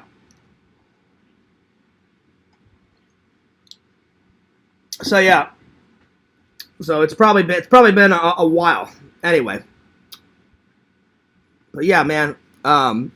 The only thing that sucked is when he literally choked the hell out of me. But that's his thing. He likes to choke. I don't know. I haven't seen Kane since the last time I hung out with him, which was a long time ago. So I don't know if he still chokes his fans. It hurt though, but I was like, it's still kind of legendary to get choked by motherfucking Jason. I was like, oh man, this is so fucking cool, even though it hurt. But yeah, and you guys have seen the photo. It's actually, I think I put that one on my Face of Horror. I put a lot of pictures on my Face of Horror, and I think that's one of them. Every picture that and then one of my friend Dave's last convention, he had RJ. I don't know the guy's full name. He goes by RJ something, and he played Leatherface in Part 3 Visions. He choked me out, and Kane choked me out a second time, and I was still red as hell because I was losing air in my esophagus. I was like, you're kind of killing fears right now. I need air. Now. But I was like, I don't give a shit. Leatherface is choking me out. Now Kane has choked me out twice. And I got a picture with both of them. And I believe that one. Check my Face of Horror page. Any photo with Leatherface I put up, and any photo of Kane I put up. And I met Kane 3 times. So there should be 2 RJ Leatherface pictures on there, because I met RJ Leatherface, the guy that played him in Part 3 twice, and I've met Kane so far 3 times. But you know what's funny, Visions, is anything I've done, Pixel has out-topped me. He has met the original Nick Castle, Michael Myers. I'm so envy of Pixel. Pixel, I love you, buddy. I love you like a brother. Oh, I want to meet Nick Castle. I love Kane. Kane is the fucking man. But you guys know, Fears likes Michael Myers just a little bit more. And he got to interview Nick Castle. Oh! Pixel, that's why Pixel's awesome. I'm peanuts compared to Pixel, man. Pixel, oh, God. I've got to meet, and my chances of meeting Nick Castle are dwindling, because Nick Castle's like, he's either 70 or he's almost 70. He's getting up there, so. Pixel, you're the man, dude. 100 people following me. All right, next question. When did you realize you were a star? Probably right away when he became Jason. They wanted stuff signed, and I had never experienced that. So if there's a moment... I'll be honest, I've done that a few times. I haven't signed anything for a fan in quite a long time. Matthew had me sign something when he gave me the VHS tapes at the Toy Man show. I gave Larry an autograph. And then, of course, I gave Visions an autograph. But I've only done it a couple times, but each time I've been honored to do it. I'm like, why do you want my autograph? But I'm like, hey, if you want it, I'll give it to you. So, yeah. So, it's pretty cool.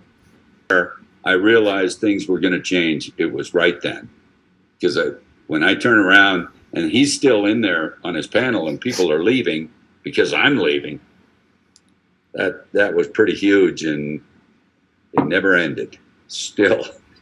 You know why it never ends, Kane? Is because you're the fucking man, and you played one of the most iconic, like, boogeyman villains. I mean, Jason's right up there with the Wolfman and Frankenstein and Dracula. Jason Voorhees, he's up there. And he didn't just play him once, he played him 4 times. And Kane is still in great shape. Because I look at him in this interview, even though he's getting older, he's still like fucking Mr. Muscle Man. If they told him, hey, you want to play Jason, I guarantee he would suit up lickety-split because he's still got the fucking muscles to do it. And he played Victor Crawley 3 times. Oh, no, 4 times because they did the prequel. It goes Victor Crawley, Hatchet 1, 2, and 3. So he played Victor Crawley 4 times just like Jason. Oh, it's amazing. I did Salt Lake Comic Con, and I was talking about how amazing it is to play a character that's known around the world by the time you step into that character's shoes. Oh, man. There's no way you can't be honored. There was 6 movies, Friday the 13th movies, that existed before I ever showed up. That's true. So everybody knew the character already. That's true, yeah, because he started... Because before that... Well, technically, Jason was in part 1, but barely. It's like Jason's in it for... There's the flashback of him drowning in the lake, which is like 10 seconds. And then Ari played Jason at the end where he jumps out of the water and pretty much terrifies Alice at the end of the film. And Jason's on camera in that scene for about another 10, 15 seconds. But really, it's Mrs. Voorhees that's like killing everybody.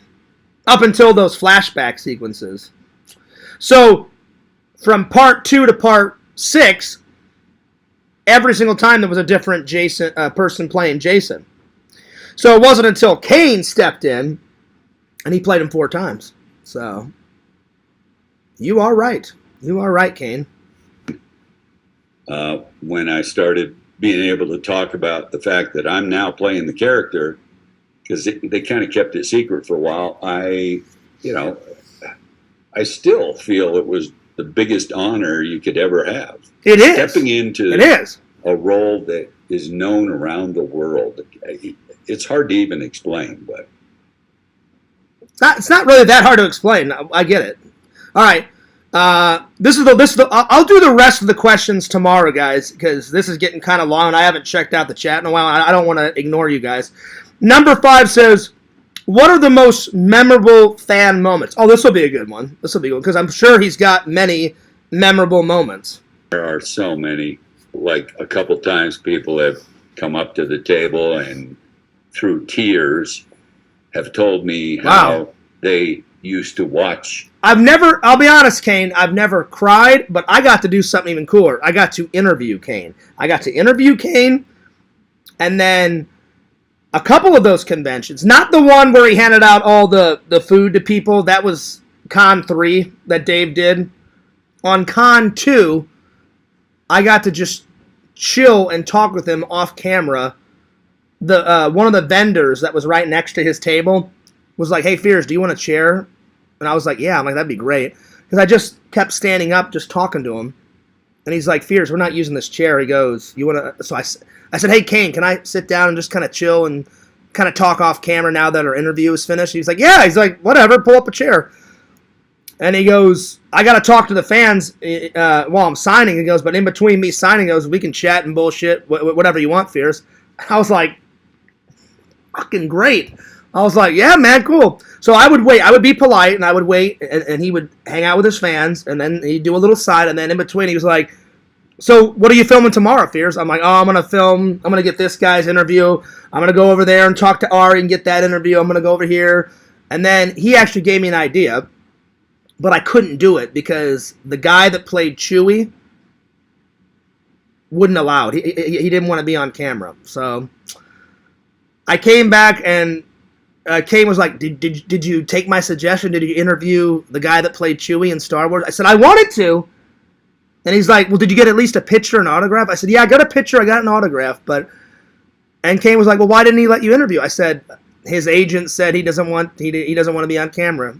But the guy that played Chewie was such a nice guy. And he said, politely, I don't want to be on camera. I said, no worries, no problem. Not a problem at all. So I tried. And Kane was like, don't worry about it, Fears. But we would just chill off camera in between him signing. That's a great memory. just chilling at my buddy Dave's convention, just bullshitting around with Jason. Kane is such a nice guy. Oh, man. Cool dude. Films that I did with their parent. And it's such good memories for them, and the parent is now gone.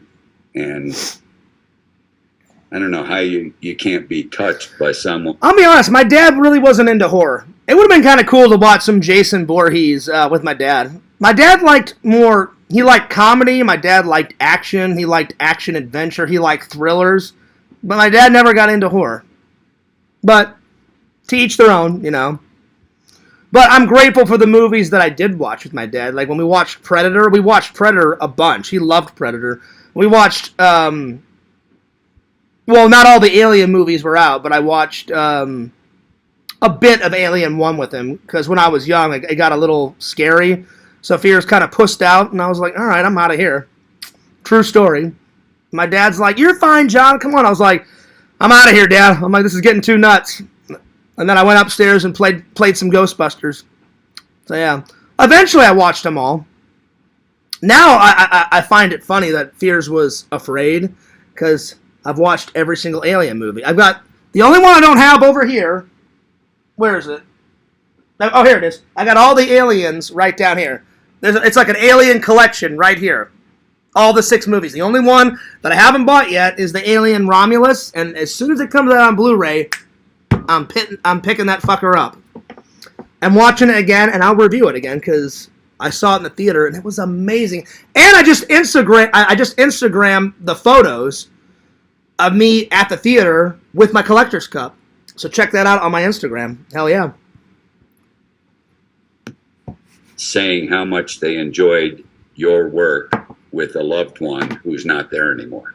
So those kind of stories are just amazing, and I don't know why, but people that are fans that happen to have some kind of mental disability of some type or whatever. That's another thing. Anytime I saw Kane interact with people with disabilities, he's already the nicest, sweetest, coolest fucking dude.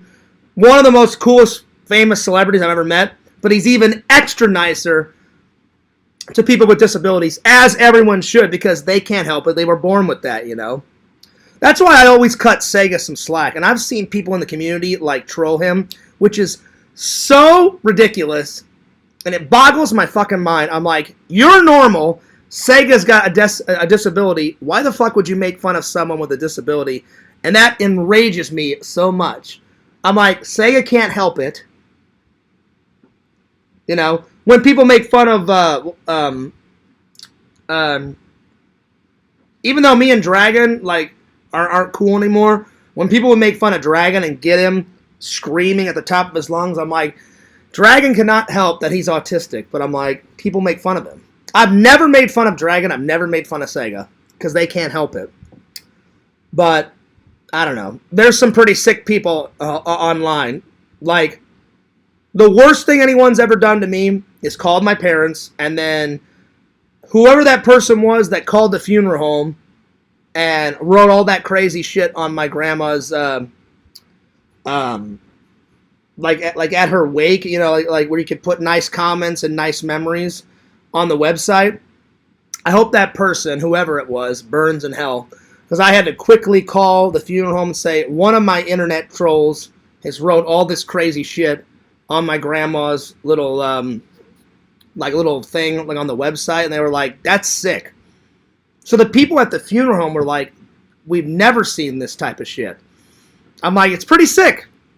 And the guy that I talked to was like, yeah, that's pretty sick. And he goes, don't worry about it. I'll block out all the comments. And he goes, I'll leave all the good ones. I said, thank you. And at least, thank God, I took care of it before my before my aunt and my mom caught on, because they didn't say one word. And Fears was smart. After I fixed the problem, I didn't say anything to my aunt or my mom because I didn't want any drama. But for someone to do that to my grandma is the most sickening thing I've ever... That's pretty sick. That's really sick. And really fucked up. So, yeah. So whoever did that, they know who they are. But you're fucking sick. That's pretty fucked up. often they are not that comfortable being in public and talking to strangers and stuff like that.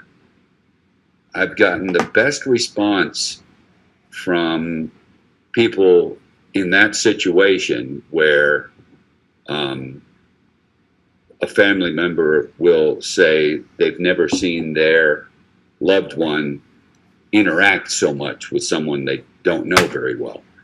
And, you know, that's just huge that you can have an That's impact pretty huge. I mean, that's pretty epic. on someone like that. Like if a person with disability like has a hard time talking stuff, and then they meet like one of their icons like Kane, and then because they see Kane Hodder and it gets them to talk and interact with Kane, that's pretty badass.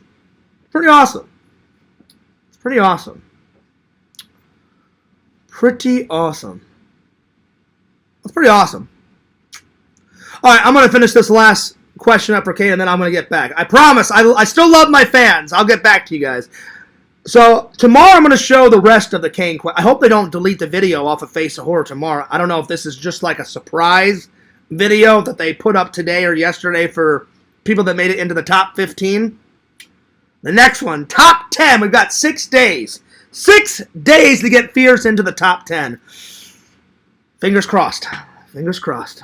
Oh, man.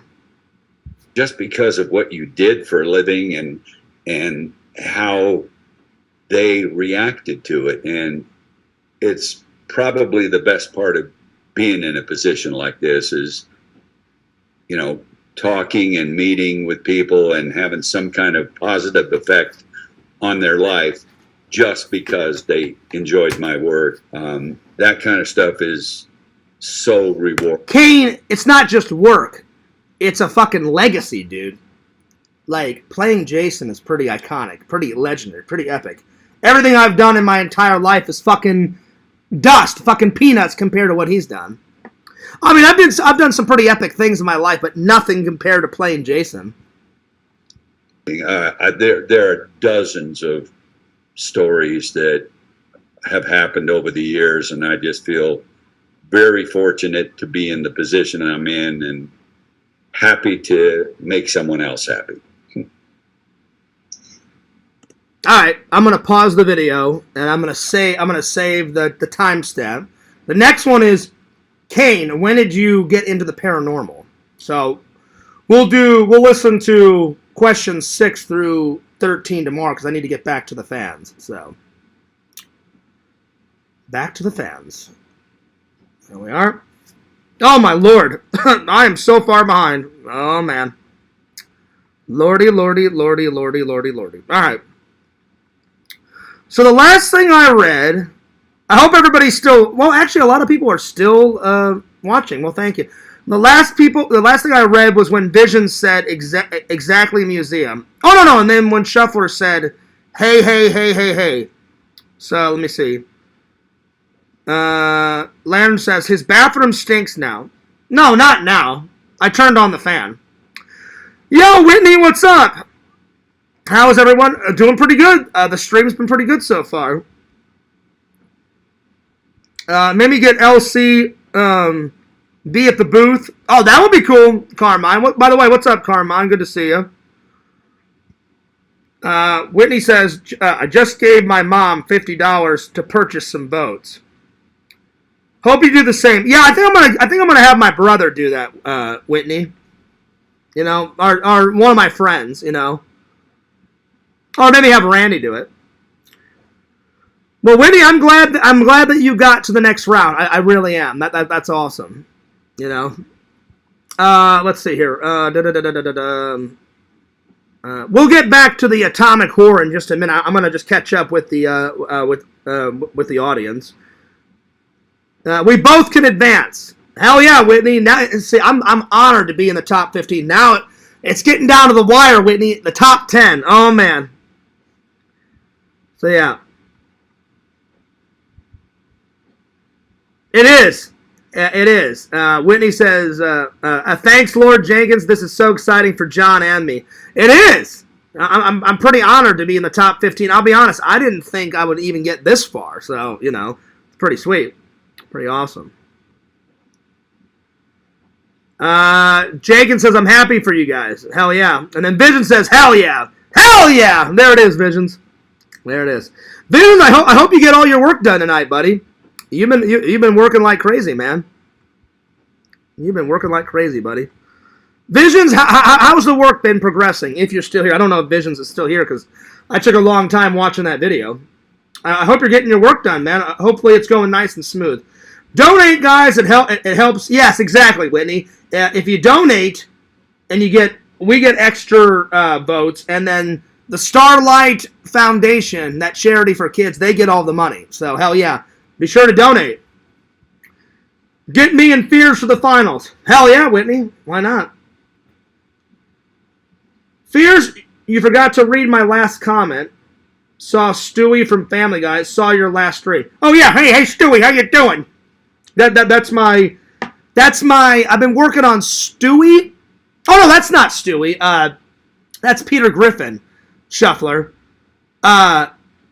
Shuffle. I don't know what episode, but Stewie just kept nagging his mother, and he's like, "Mom, Mommy, Mom, Mommy, Mom." And when I saw that the other day, I was fucking losing my mind. I don't know what episode it was. I was just watching some Family Guy the other day.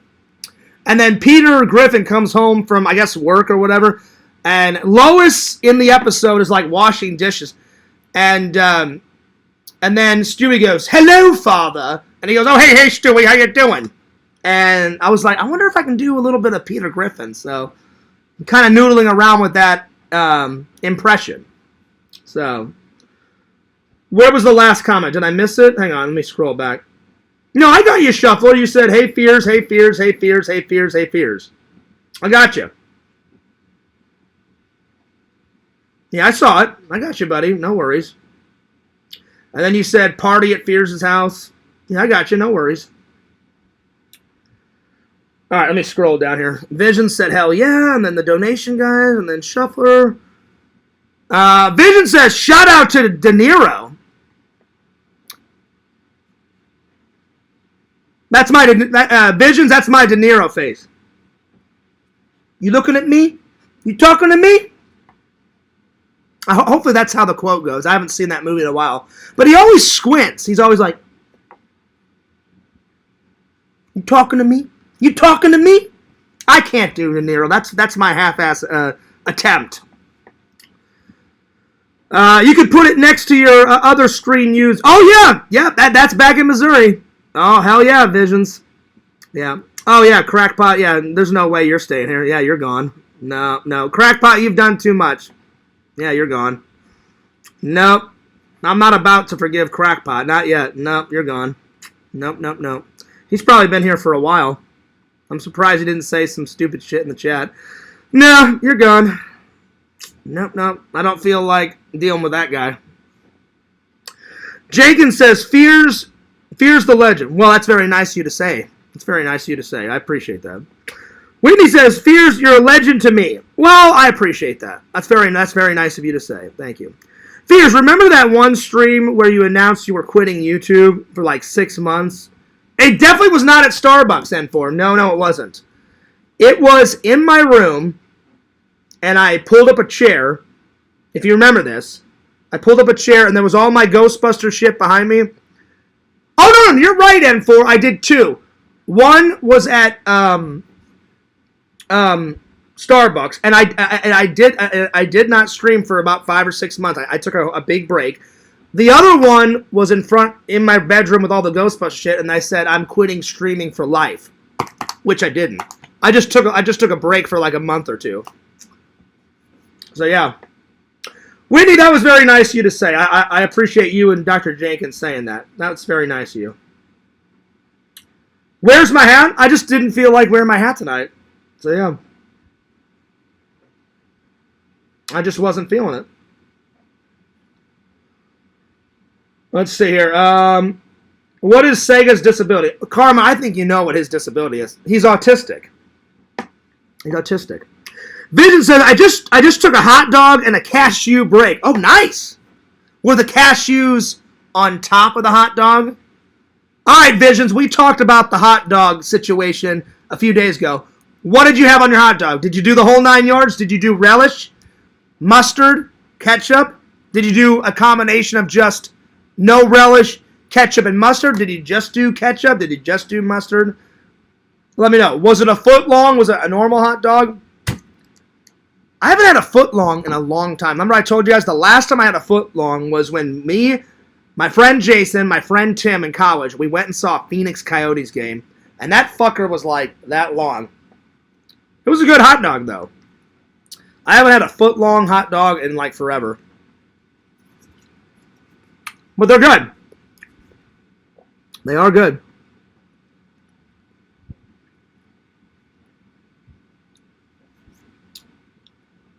Let's see here. Shuffler says I'll find out for you. Fears, I found it. It's season 5, episode 1. What are you talking about, Shuffler? I don't know what you're on about.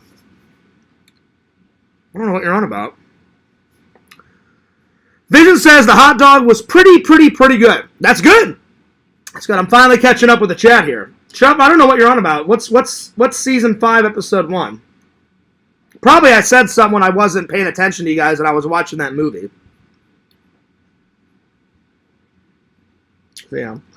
Oh, nice, Visions. 2 Oscar Mayers rolled up in 2 slices of sourdough bread with ketchup, mustard. Nice. That sounds good. Oh, that Family Guy episode. Okay, Shuffler. Yeah. Well, I just found a bunch of free ones, Shuffler, on YouTube. I didn't buy the seasons. I just was like, the other day I was editing, and I was like, you know what? I haven't watched any Family Guy in, a long time. So while I was editing off camera, I was just like, I want to watch some Family Guy. So I would do like 5 or 6 edits, and I had my headphones on, which are really good headphones. I call them my editing headphones. Really, they're gamer headphones, because look, the mic comes out. It's a really good mic. But I don't use them as gamer headphones. I cannot stand those fucking earbud things. I cannot do it. I don't know how people can have those earbuds. You know what I'm saying? They just irritate the shit. I like these because whenever I'm editing and put music and sound effects in my vlogs, I like it to harness my entire ear so I get the best quality sound in my ear while I'm editing. So, yeah. Because I'm going to edit some vlogs tonight and shit. Let's see. Oh my God, Lord Jenkins, that is quite the fucking order. He said, you know what, Fears? I just ordered 10 burgers from McDonald's. Like what burgers? Like Big Macs? Wow, that's impressive. I'm surprised you can get 10 burgers down you. That's insane. Vision says, hell yeah, it's National Pepperoni Pizza Day. Is it? Well, in honor, I've got those little personal pan pizzas, from the Halloween vlog. I've got one left in my freezer. That's what I'm having for dinner tonight. I'm going to make myself a salad, have the little personal pan pizza for pizza day, and then I'm going to eat some more pineapple for dessert. That's Veers' dinner tonight. Those are pretty sick editing headphones. They are. I'm serious. Nothing against earbuds. I've tried them. Randall loves earbuds. Sega recently told me, Fears, my headphones broke, so when I game, he says he wears the earbuds. So, yeah. So, I put these bad boys on. And if I'm not watching, like the other day I watched some Family Guy while I was editing. Normally, you guys know I've told you many, many times. I put the headphones on, I crank up my music, and while I'm editing, I listen to music while I edit. Well, that's good that you like them, Vision. I can't do them. They always irritate the shit out of my ear. I can't do it. I like it when it fully engulfs my ear. Because I used some headphones like this every single day when I was in film school and I edited. I went to our school store and I said, what's the best headphones that you have in the school store? And they were like, that one over there for like $60. And I was like, great. Because whenever we were editing, they gave us like some shitty ass ones. And I was like, these suck. I'm like, I'm just going to save up some money from my, because I worked 2 jobs during school and I went to school. I lost a lot of sleep during the film school days, but it was worth it because I graduated and everything worked out. So I just like saved up like $60-70 and I went into the school store and was like, what's the best headphones that you guys got? I'm like, if you guys don't have a proper one like this, I said, then I'll just go to Walmart and I'll buy myself a proper one. And the one I bought lasted all the way through film school. And then after film school, the audio started cutting out, so I threw those away, and then I bought some new headphones. So yeah. So there it is. So I'm using these bad boys tonight. So yeah.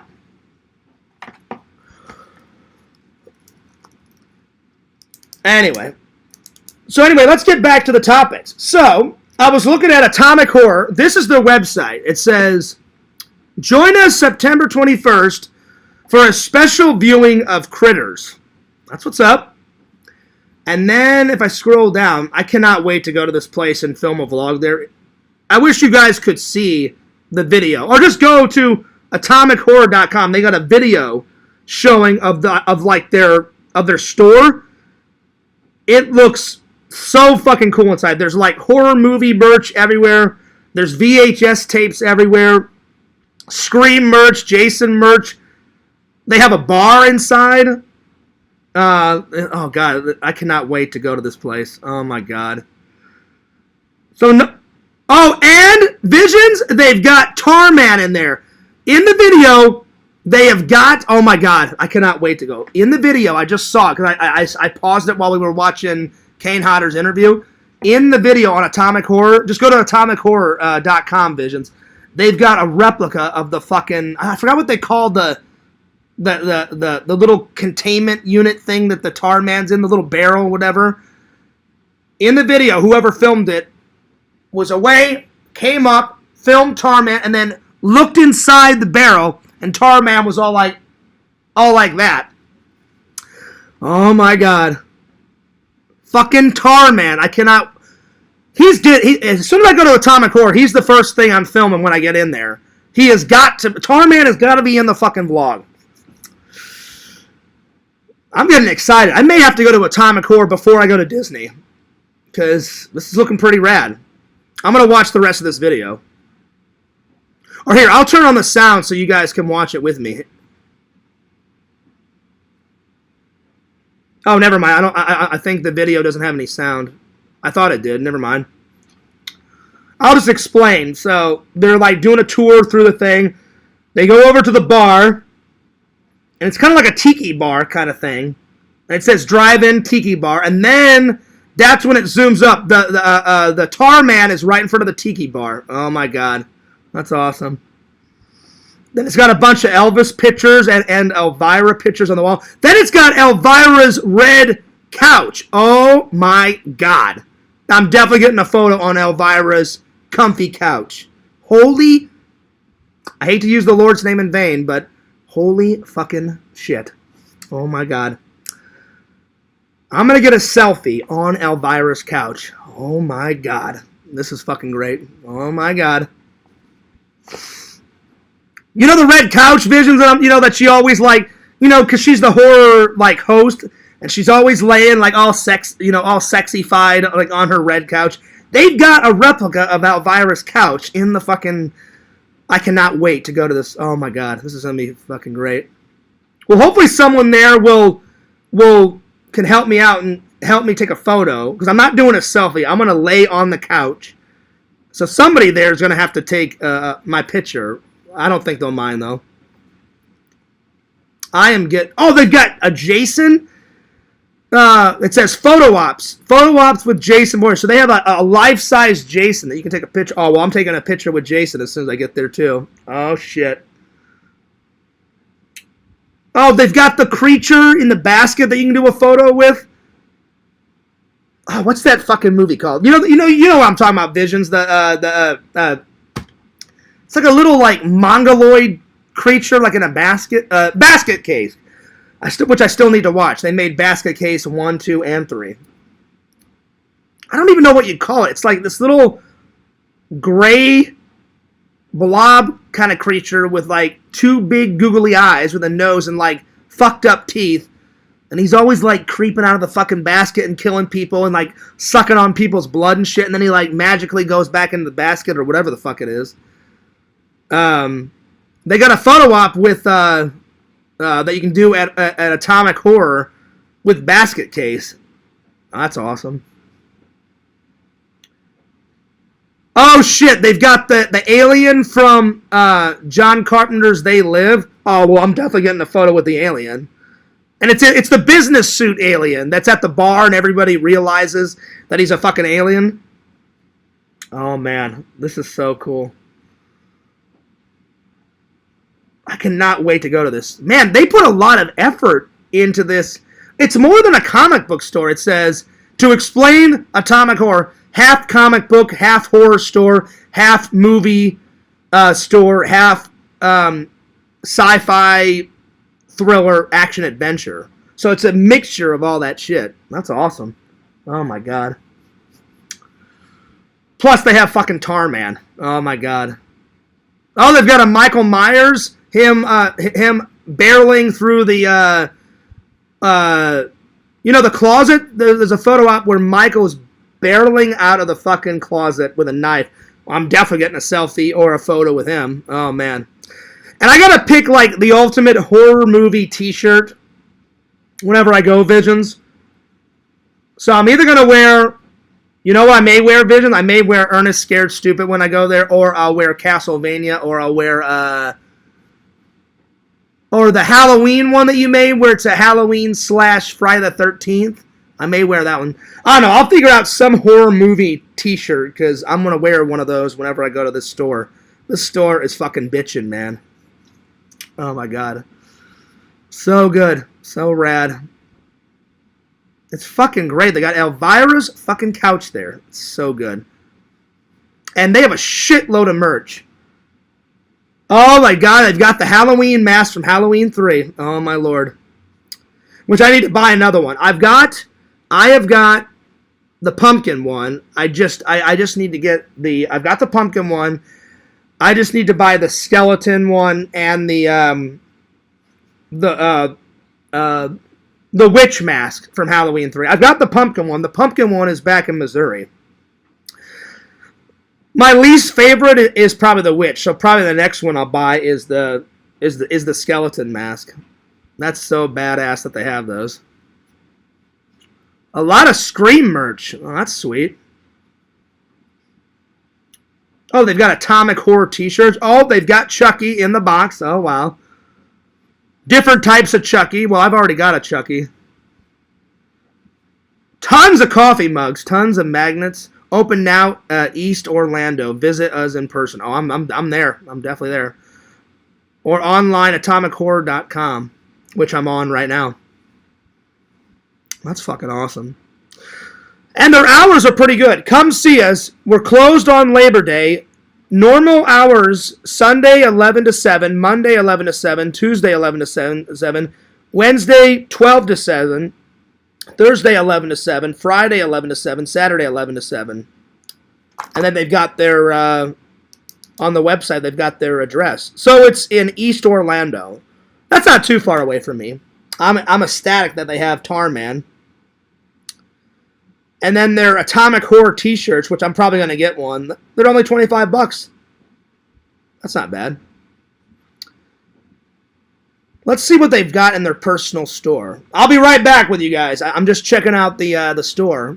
Plus, I thought this place was so cool. I was like, well, I'm going to give my fans some information about this place. So if you're ever in Orlando, check this place out. It already looks fucking cool, and I haven't even been there yet, but I'm going there for a vlog for sure. Oh my god. They've got Halloween Hawaiian shirts. Universal Monster Hawaiian shirts. Oh my god. Oh my god. I'm on their online store. Universal Monsters Hawaiian shirts. They have a Ghostbuster one. Oh, well, I'm buying that. That's happening. That's fucking happening. Oh, shit. A Chucky Hawaiian shirt. Oh, my God. This is fucking great. Child's Play 2 Chucky doll. Damn, that's expensive. I only spent $100 on my Chucky. Theirs is $499. Well, $500 with tax. Yeah, that's not happening. I like Chucky, but not for that price. Unless they give Fears a killer discount, that's not fucking happening. Toxic Avenger stickers and plushie. Oh, that's what's up. Oh shit, Visions, they've got tons of Texas Chainsaw Massacre merch. Oh, fuck yeah. That's fucking awesome. Sleepaway Camp stickers. Oh, fuck yeah. That's awesome. Fright Night. Wow, they got a bunch of shit. I'm not going to go through the entire store, but Beetlejuice, Tarman stickers. Well, I'll definitely pick some of those up. Well, off camera, I'm going to look through their entire store and see what kind of merch they got. So to prepare for the vlog. Because, man, they got some cool shit. Evil Dead stickers. Evil Dead Hawaiian shirt. Evil Dead shirts. Oh, fuck yeah. Slimer shirts. Oh, my God. Bride of Chucky. Chucky, $460. Probably because it's so detailed. It looks like an exact replica from the actual movie. Well, that's cool that they have movie props. They're just expensive movie props. You got to get those cheap ones. Elvira dolls. Oh, my Lord. Hattonfield Halloween Hawaiian shirt. Oh, my God. Oh, my Lord. Oh, I've seen them, Shuffler. Beetlejuice promos are fucking everywhere. All on Instagram, all on my Facebook. They're going fucking nuts. Vision, I guarantee you would like this shop, man. They got so much Texas Chainsaw Massacre and alien shit, it's beyond belief. Oh my God. I cannot wait. I'm going to spend a little money at this store. I'm going to have to make myself a budget because I could stay in the store all day long and I've never even been there. They've just got some of the coolest fucking horror merch I've ever seen in my life. So, oh, Reanimator t-shirts. Oh, that's cool. Halloween 3 stickers. Oh, I'll definitely get myself one of those. Got to put a Halloween 3 sticker on the plastic container in my bedroom that holds all my hats and my belt buckles. The Exorcist movie in a steelbook. Oh, that's what's up. I've only seen that movie twice because it's so fucking crazy gnarly. Elvira, Mistress of the Dark. I guess the owner loves Elvira. I mean, who wouldn't? She's pretty sexy. I've met her at a convention, too. I didn't get an interview with her, but I got a photo and an autograph with her. She is pretty sexy. She is pretty sexy. Hattonfield Boogeyman stickers. They got a lot of Halloween stickers on here. Oh, my Lord. Killer Clown stickers and Killer Clown shirts. Tarman shirts. I may get a Tarman shirt. That'd be cool. The Ghostbuster Hawaiian shirt. They better have it. They better not be sold out. That's fucking happening. I'm definitely getting a Ghostbuster Hawaiian shirt. That is fucking happening beyond belief. Oh, yeah. Oh, my Lord. Oh, my Lord, oh, my Lord, oh, my Lord, oh, my Lord, oh, my Lord, oh, my Lord, oh, my Lord. Awesome. Awesome, awesome, awesome. All right, well, that's enough Atomic Horror, because I could be on that website. I'm gonna check it out before I go to bed tonight. Like their whole store. That's some cool-ass shit, man. That is awesome, dude. Awesome, awesome. All right, time for another, well, now it's a top 20 list. Here we go. Because I've done a top 10 movie prop list. Let's do a top 20 movie prop list. Here we go. This is going to be hard because, again, there's so many essential movie props throughout the years, throughout the movies. Shuffler says, I want to see Beetlejuice. Well, Shuffler, get your head out of your ass, take Mrs. Immortal on a date, get some dinner, and go take your lady and go watch Beetlejuice 2. I have seen it. What do you think? What do I think? It's awesome. Now, here's the thing, Shuffler. Without giving anything away, does it out-top Beetlejuice 1? No.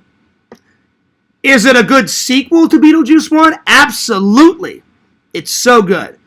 But it doesn't out-top part 1. But it's good. You and Mrs. Immortal will definitely like it. All right.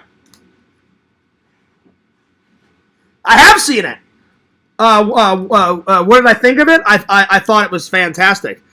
Definitely 10 out of 10. 10 out of 10. All right. So top 20 movie props. Maybe in about a month or two, I'll do like the top 50 movie props. Then in like another month, I'll do the top 100 movie props. There's some special effects, Shuffler, but Tim Burton, just like the first one, wanted to do a lot of, the animation with the sandworms, and they wanted to do real props like Bob, the shrunken head guy. So there's a lot of real puppets, a lot of real props in it. But there is a little bit of special effects. Not much, but a little bit. Which he wanted it to look like the first one. Because there was barely. I don't think there was any CGI in the first Beetlejuice. There was special effects, but it was all like real special effects. It wasn't like CGI shit. Thank God. All right, here we go. Number 1. Speaking of Beetlejuice, the handbook for the recently deceased. That's got to be on the list. Handbook for the recently deceased. That's right. That's right. Number 2, lightsaber.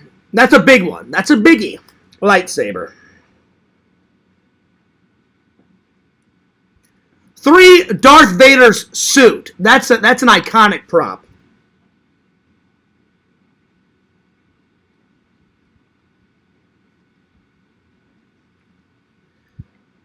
4, hoverboard. Hoverboard out of Back to the Future 2. Well, it's in part 3 too, but you first see it in part 2. Hoverboard. How are the special effects? Pretty good, Shuffler. There's only a couple of special effects in the film. Again, he wanted to do practical effects. Excuse me. Practical effects, practical props. There's a shitload of movie props in it.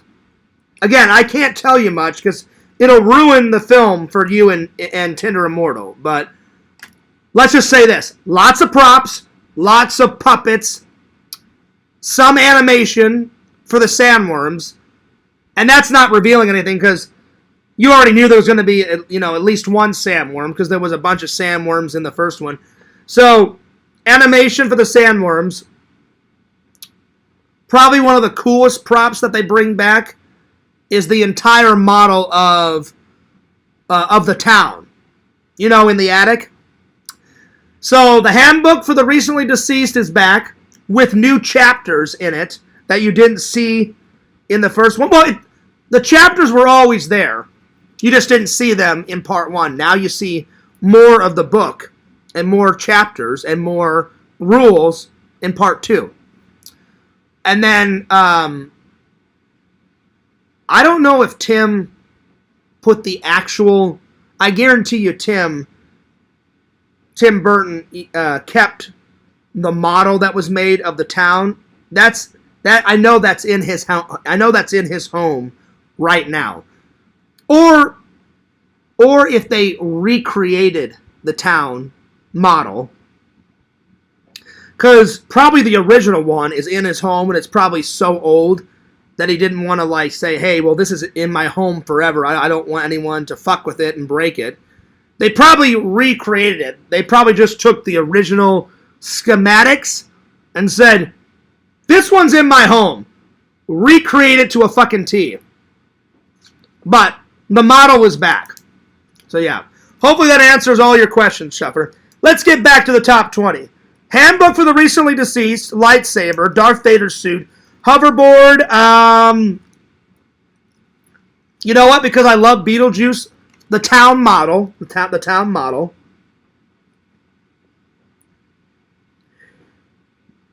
Indiana Jones's fedora.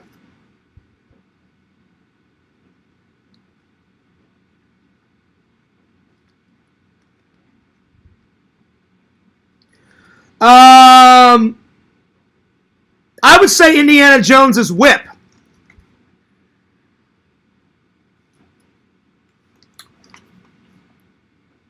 Han Solo's blaster. That's a good one. That's a good one. That's a good one. Blaster. Let me see here.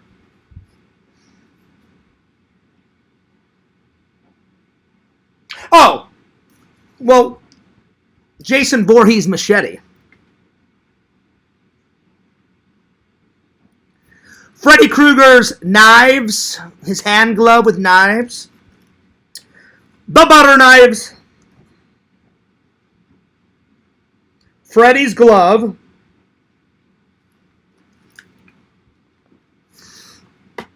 Probably the map from Goonies. And if I'm being honest, Visions, there's a lot of props. You know, like the skull key, the map, all of Data's inventions, like on his, you know, like he's got the green trench coat, and he's got like slick shoes, like built into his shoes. Then he's got bullet blinders, you know, with the fucking lights that pop up, and then he's got the fucking. He's got slick shoes, the bullet blinders. He's got the fucking. He has all the candles, and he's got the dynamite with him, and he's got the.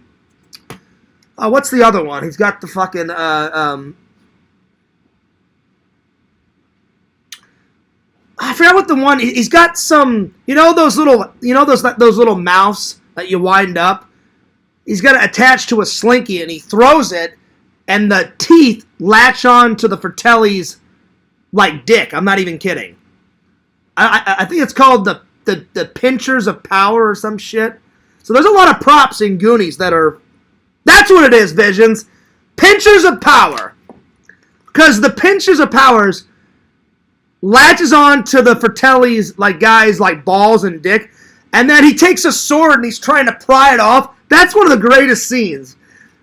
So there's a lot of iconic props in Goonies, but I think the best one is the One-Eyed Willie's map or One-Eyed Willie's eye patch. That's a good prop too.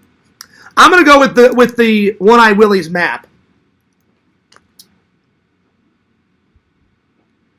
which one day Fears will own that. I don't care how long it takes. That's getting in the fucking collection. Oh yeah, One-Eyed Willie's, because I've got the skull key. It's right over there. Oh no, actually it's right there near the tree. Because I added the One-Eye Willie's skull key in the display of the Halloween tree. So, One-Eye Willie's map, that's number 11. Number 12, thanks Visions for the assist. I knew it was like the Jaws of Life or the Pinchers of Power. I could not remember it for the fucking death of me. I was like, I know what it's called. It's something like that.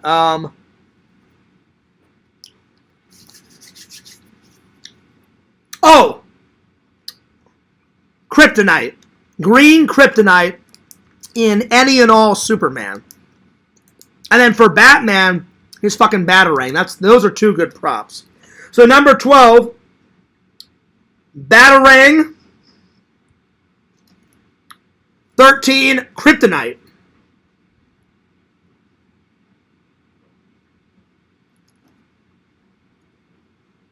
I'm trying to pick new props, legendary props, because it's hard to just harness just 20, but I'm trying to pick some goodies. So far, I've got some good ones on the list. I've got some good ones. Oh, how could I forget? Ghost Trap Proton Pack out of my favorite movie. Proton Pack. Ghost Trap.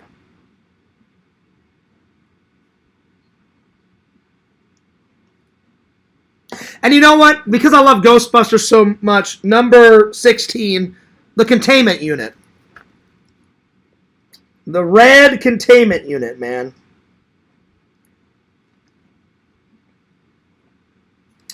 All right. 4 more props. 17, 18, 19, and 20. All right.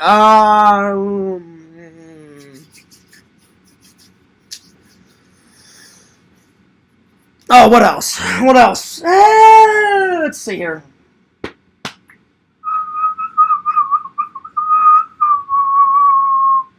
Oh! Out of Back to the Future. The Almanac. The Almanac. That's a good one. Which Fears, by the way, I own that one. The Almanac.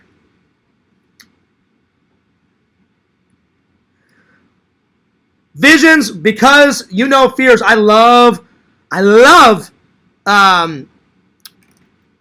movie prop knives. I've got 3 so far. I got the MacGyver knife. I got well, now I've got Jason's machete signed from the Collector's Fest. I showed you guys in a stream. I just haven't showed you guys in the vlog yet, but I will.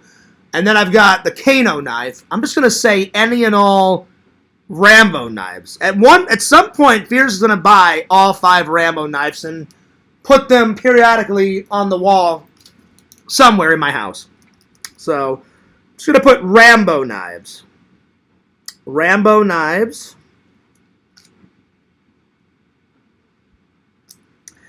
And then, I love Rocky. The little necklace that Rocky wears, the golden necklace with the fucking gold glove. So I'm just gonna say gold Rocky necklace. I want to get that someday too.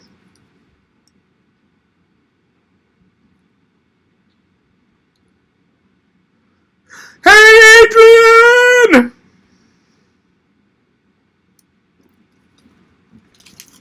You know what that reminds me of? Like when he screams Adrian, kind of reminds me of when Chunk. Oh no, I'm sorry, not Chunk.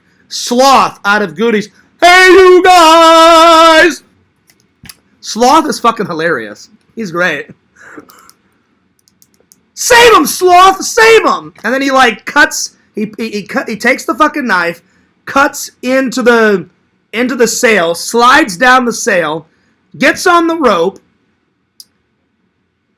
like grabs the kids, saves the kids, and then takes out the Fratellis. Awesome. All right, number 20. Let's see here.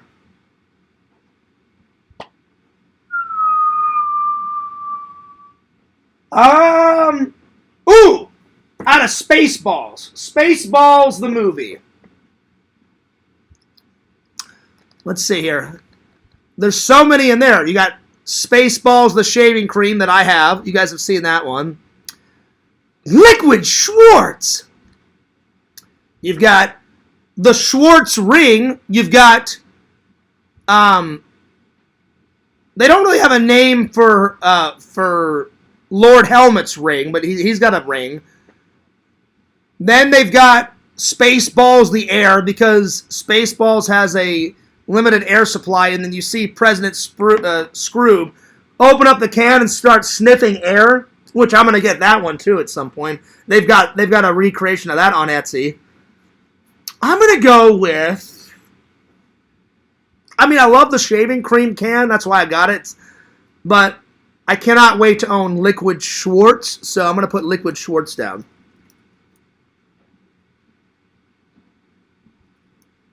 Yes, I'm the keeper of a greater magic, a power known throughout the universe as the Force? No, the Schwartz. The Schwartz. Yes, the Schwartz. It's a legendary scene. Legendary scene, my friends. If you've never seen this movie, awesome, amazing. Awesome, legendary. All right, Liquid Schwartz is the last one. I tried to do some new and some old props, but all right, there we are. There we are.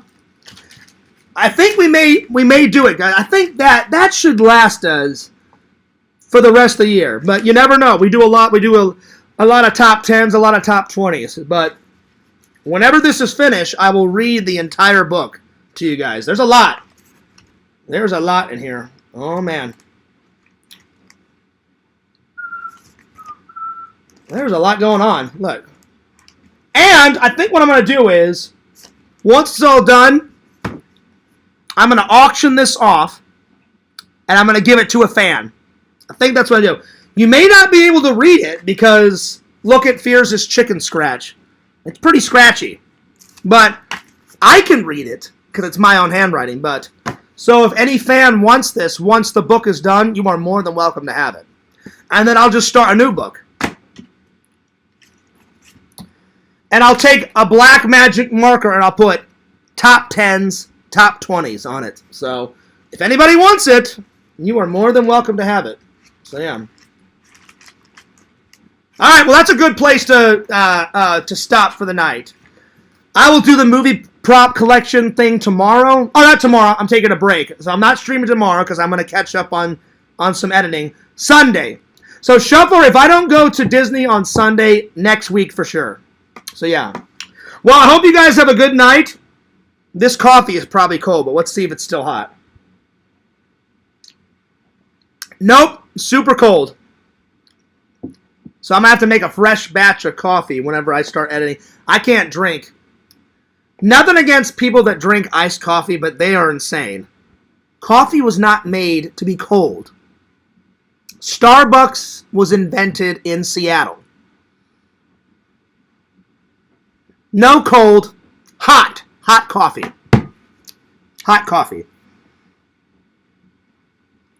Please stream at Disney if you do. Oh, I will. Oh, I know you guys like the Disney streams. Shuffler, you and Tinder Immortal need to get off your ass. I've already invited you and your lady down to hang out with Fears. Come on. Come on down. Mi casa, su casa. I've already interviewed Tinder Immortal. Was it 3 times or 2 times on the Fierce Man channel? I think it was 2 times. Get on down here, man. Get on down here. Keep a hot pot next to you. Well, it's not next to me. It's over there.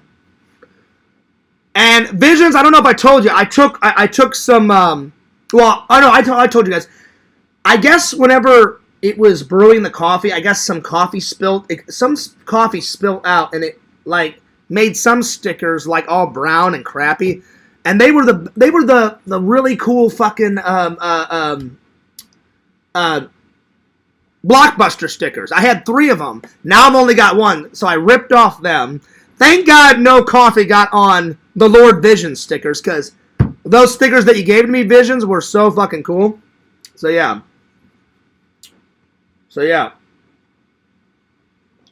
So I need to get some more Blockbuster stickers at some point.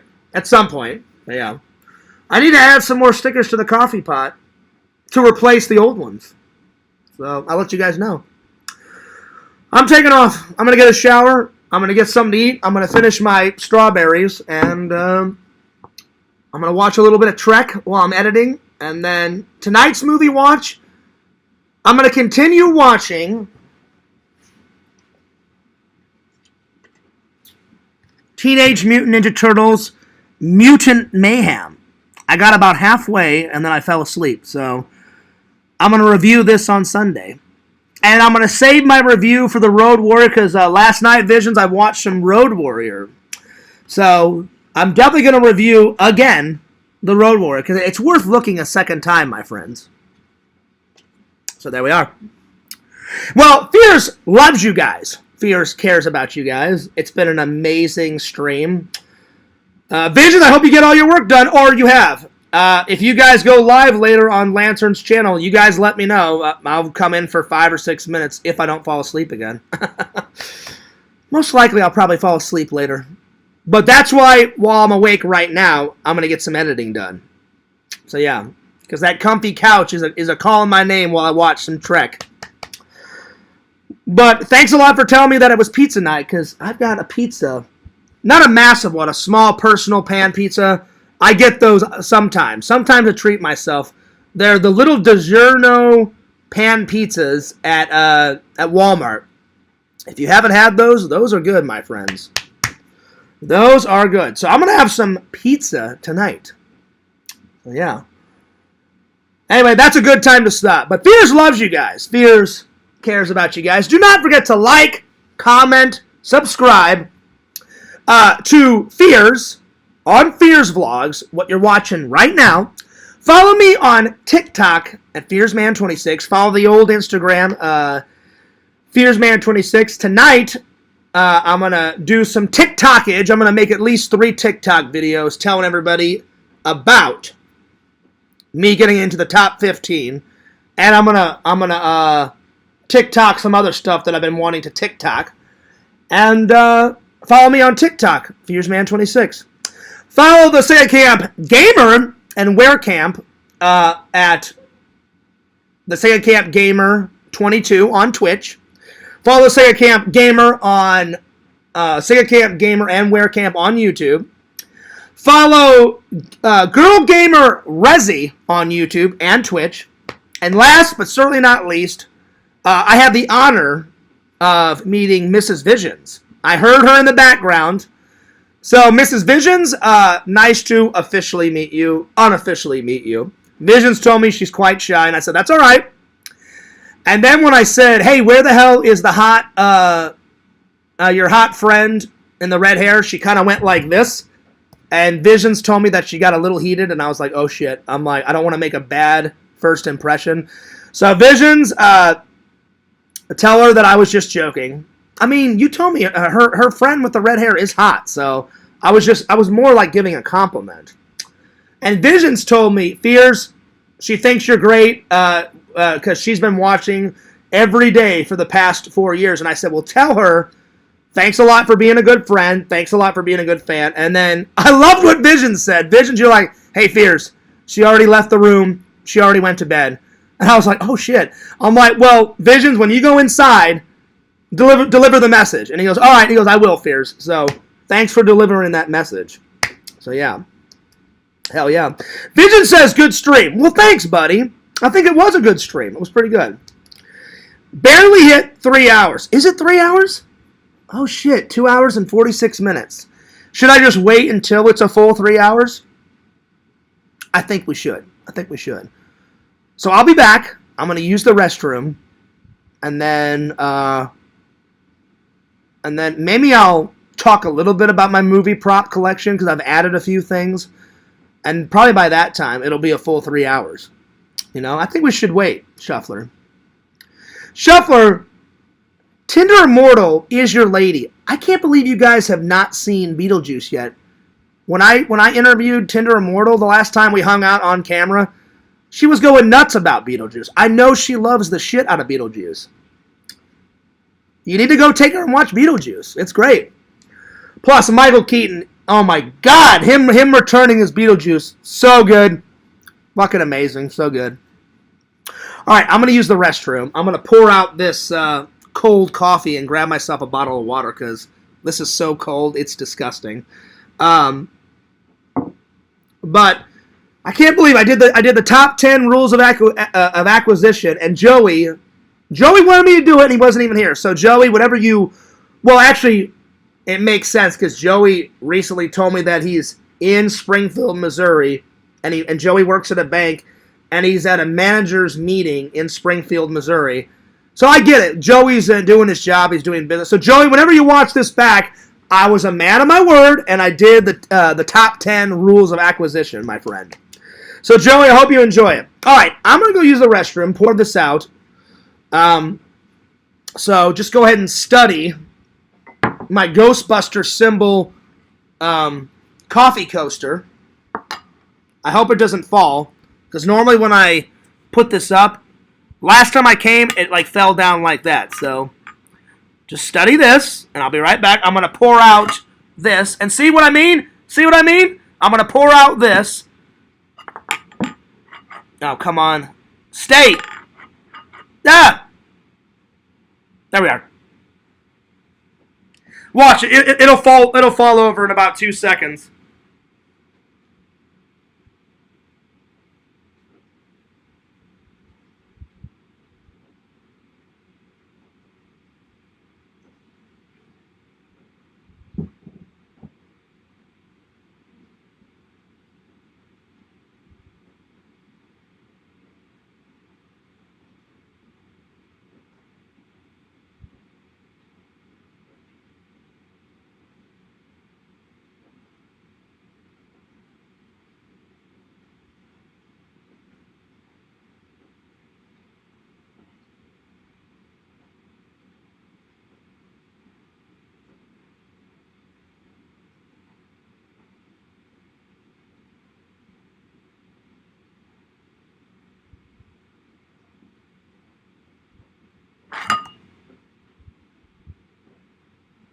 All right, guys.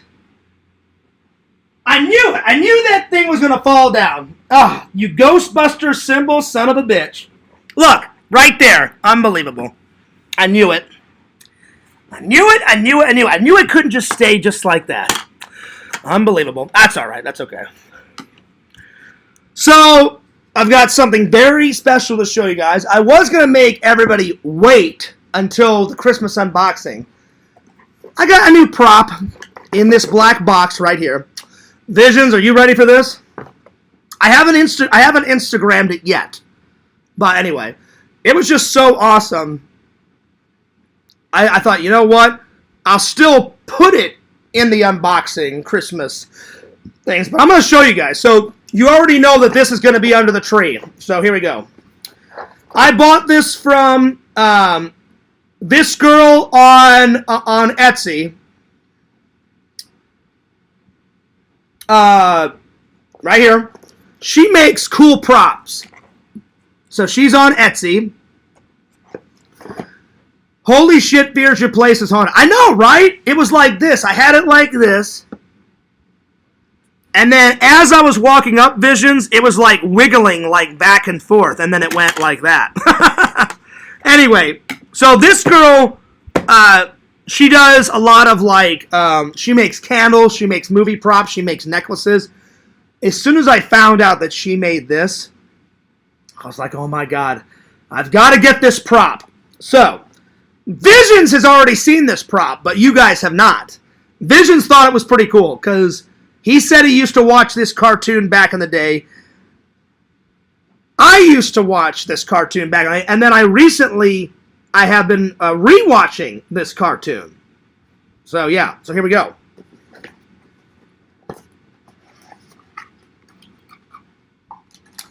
So, she threw this in as a bonus. Watch this. So, I didn't know I was going to get this prop. She said, because you like prop spheres and because you bought another prop, I'm going to put another one in. I went, really? Well, I went, well, thank you. So, she put in some red kryptonite. So she sells red kryptonite, which essentially makes Superman not care about anything. Because really he does care about everything, you know, and this makes him apathetic where he doesn't give a shit about anything. So I wrote her back and said, thank you so much. I said, after Christmas, this will go on the movie prop shelf. She goes, yeah. She goes, I love Superman, so I made some green kryptonite. I said, well, I've already got some green kryptonite. I said, I wouldn't mind getting some more. And she's like, well, I'll throw something else extra in. And so she threw in some red kryptonite. And then she threw in a Mentos fruit. I've never heard of Mentos fruit, but she threw in a Mentos fruit. It's okay to keep in the box because I haven't opened it yet, so it'll stay fresh. She threw in another one. And then she threw in her business card. And her name is... Oh, I forgot her name. What's her name? Her name. Oh, shit. Hang on. I forgot her name. Her name is not on her business card. Hang on. Her name is... Give me 1 second. Because I want to give her a plug on my channel. Let's see. I saved her message on my Etsy account. Oh God, what's her name? Hang on. I apologize for forgetting your name. I'm so sorry. Allie. Her name is Allie.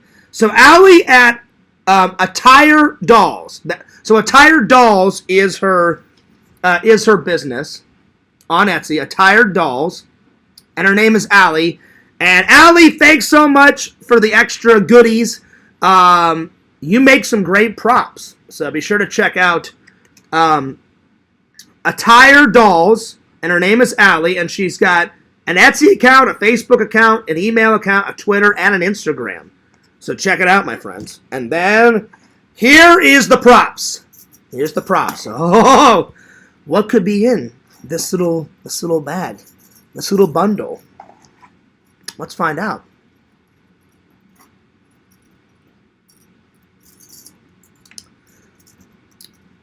What is this? What is this? Is this a motherfucking Captain Planet ring? Earth! That's right, Earth.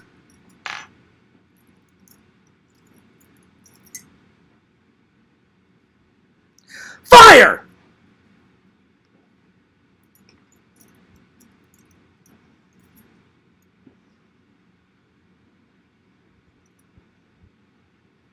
Wind!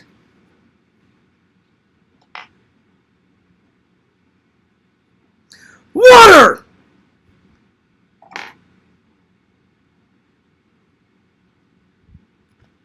Heart!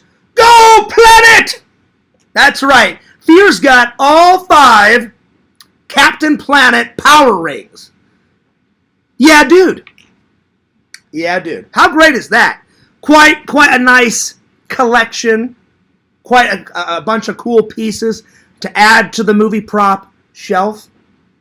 And then next Christmas, I'm going to put these on the Halloween tree, like on a branch. I'll just hang them on a branch. Hell yeah. So I'll put them back in here. I made a couple TikToks of them. Ever since I was a kid, I've always wanted the planet rings, and then when I found out she made them, I was like, oh, fuck yeah. So they're kind of a prop because they're from a cartoon. They're not really a movie prop. They're a cartoon prop. Because they've never made a live-action Captain Planet movie. They should make a live-action Captain Planet movie. Fears will be all over that in a hot minute, and if they ever did, I would wear my favorite. I would bring all the rings and keep them in this and have them in my pocket, but I would have my favorite one on my finger and have it in the vlog. So yeah, so there we are. Back in here. Back in here.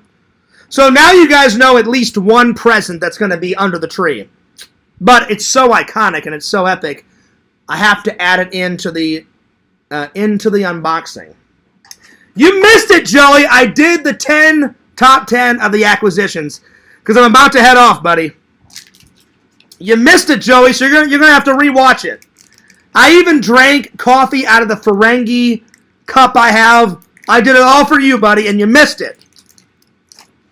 But I told everybody, Joey, that you're on business, so I understand. So, yeah. So, now it's going to be a bitch trying to close this box, but let's see if I can do it. Oh, there we go. I thought it was going to be a bitch. So, thanks to Allie for making that movie prop for me. So, I'm going to wrap this and put this under the tree. So, there we are. All right, now I'm taking off. Oh, wait, we've got 2 minutes. 2 minutes, and then it'll be 3 hours. So, I hope you guys enjoyed the stream. Joey, I'm sorry you missed it, buddy. I am so sorry you missed it. But, man, it's been a hell of a stream. It has been a hell of a stream. And I'll see you guys on Sunday, because tomorrow I'm going to catch up on some sleep, and I'm going to catch up on some editing. So, my lips were getting quite chapped. There we are. There we are. I hate having chapped lips. It's insane. I've got some chapstick in my house, and then whenever I'm driving around in the Fears Mobile, I always keep a chapstick in my car, because having cracked lips, oh, it's the fucking worst, dude. It is the worst. Oh, my God. It's horrible. It's horrible. Horrible, horrible, horrible. All right. 1 minute to go, and then I'm out of here, because I'm starting to get hungry. I need to take a shower. I need to get some Fears dinner going. So, because I'm having pizza tonight, so half healthy, half not healthy. Pizza, some pineapples for dessert, and a nice big garden salad for an appetizer. So, that's what Fears is having for dinner tonight, my friends. And I'm going to finish that turtle movie and eventually watch Deadpool 2 if it kills me. I've just been falling asleep more on the couch. I shit you not. The couch is that comfy. It's like having an extra bed in my apartment. The couch is, I just fall asleep. And then I'll wake up and it's like 7 hours later and I'm like, oh shit, it's almost time to go to work. All right. I always set my alarm clock though on a work day if I'm laying on the couch, because I'm not missing work because I accidentally fell asleep on the couch. I've been late once or twice because of that couch. but I've never missed work because of the couch. I've just called my boss, and I'm like, my bad, dude, I overslept. And he's usually been pretty cool. He's like, Fears, we work crazy hours. I get it. Just get here ASAP. And I'm like, my bad. Please don't scream at me. I'll be there as soon as I can. Thank God it's only happened twice. Anyway, but I've never missed work because of the couch. That's because I always set an alarm clock, and I charge my phone over there because there's an outlet over there, and I always put my phone right on. There's another one of these on the other side. I always put my phone on that right near me while I'm napping. So yeah. So then I know as soon as the alarm clock goes off, then it's time to take a shower, make my lunch for work, and then mosey on off to work. All right, it's 3 o'clock. I mean, it's 3 hours. All right, I'm out of here. Well, that was a nice long 3-hour stream. I know how you guys like the extra long streams, but I'll see you on Sunday because tomorrow I'm going to be. I have to go to church, and they're having a meal on Sunday, so I know for a fact my pastor. There's a lot of old people at my church, and sometimes they have a hard time setting up all the tables and chairs, so I guarantee he's going to call me. So tomorrow I'll probably go help him set up all the chairs tomorrow for the meal on Sunday. One of the kids is graduating, so they're having a graduation party dinner after church. Some kid graduated high school, so I was like, that's cool. So they're going to have a meal after church. So no, Joey, no pancakes. It's going to be like a lunch. I'm going for church. Because you always used to give me tons of shit whenever you were a troll, Joey. Like, oh, Fears only goes for the pancakes. I'm like, that's just simply not true, you know. I always thought it was funny because I'm like, no, I go to church because I love God. And I like pancakes. The pancakes are just a plus, you know. I'll be honest, I haven't had a pancake dinner in a while. Or a pancake breakfast, not dinner. Pancake breakfast in a while. I think it's been like 2 or 3 months since they've done one of those. So they don't do dinners all the time. It's only on special occasions. Only on special occasions. Like when they always have a Christmas Eve, like church service. They always have a meal on that, and I always go to LC's party. So half of my dinner I eat at church, and then I tell LC, hey, as soon as the church service is done on Christmas Eve, I'll be right over at your house. And then I always go to church on Christmas Day, and I have breakfast with them because I've been going to Disney. So I'll get up, go to church, have breakfast with them, go to Disney. And normally I have, the last 2 times I've went to Disney on Christmas Day, I've had dinner at the park. So yeah. It gets quite expensive though, because as much as I love Disney, Mickey gets a lot of cheddar. Hey! $17 for a hamburger and french fries. Fuck you. That's not happening. So Fears sometimes gets a little snack. The most I've ever had to pay for dinner was that having dinner in Cinderella's castle. It was worth it because it was fucking legendary and I got some cool footage and I've never been inside the castle and it was so much fun. But in my mind, I'm like, this dinner is so expensive. So it was kind of like half worth it, half not. But at least I got some cool pictures and some cool footage for the vlog. But man, that dinner was... I'll never pay... The only time I would ever eat dinner inside that castle again is for a special occasion. Like for my birthday or something, you know, like that. But if it's just like a normal day at the park, there's no way I would do it. Because it's expensive.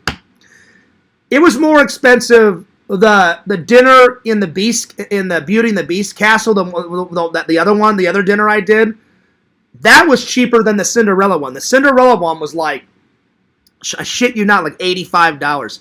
The Beauty and the Beast one was like $40, $50. It wasn't that bad.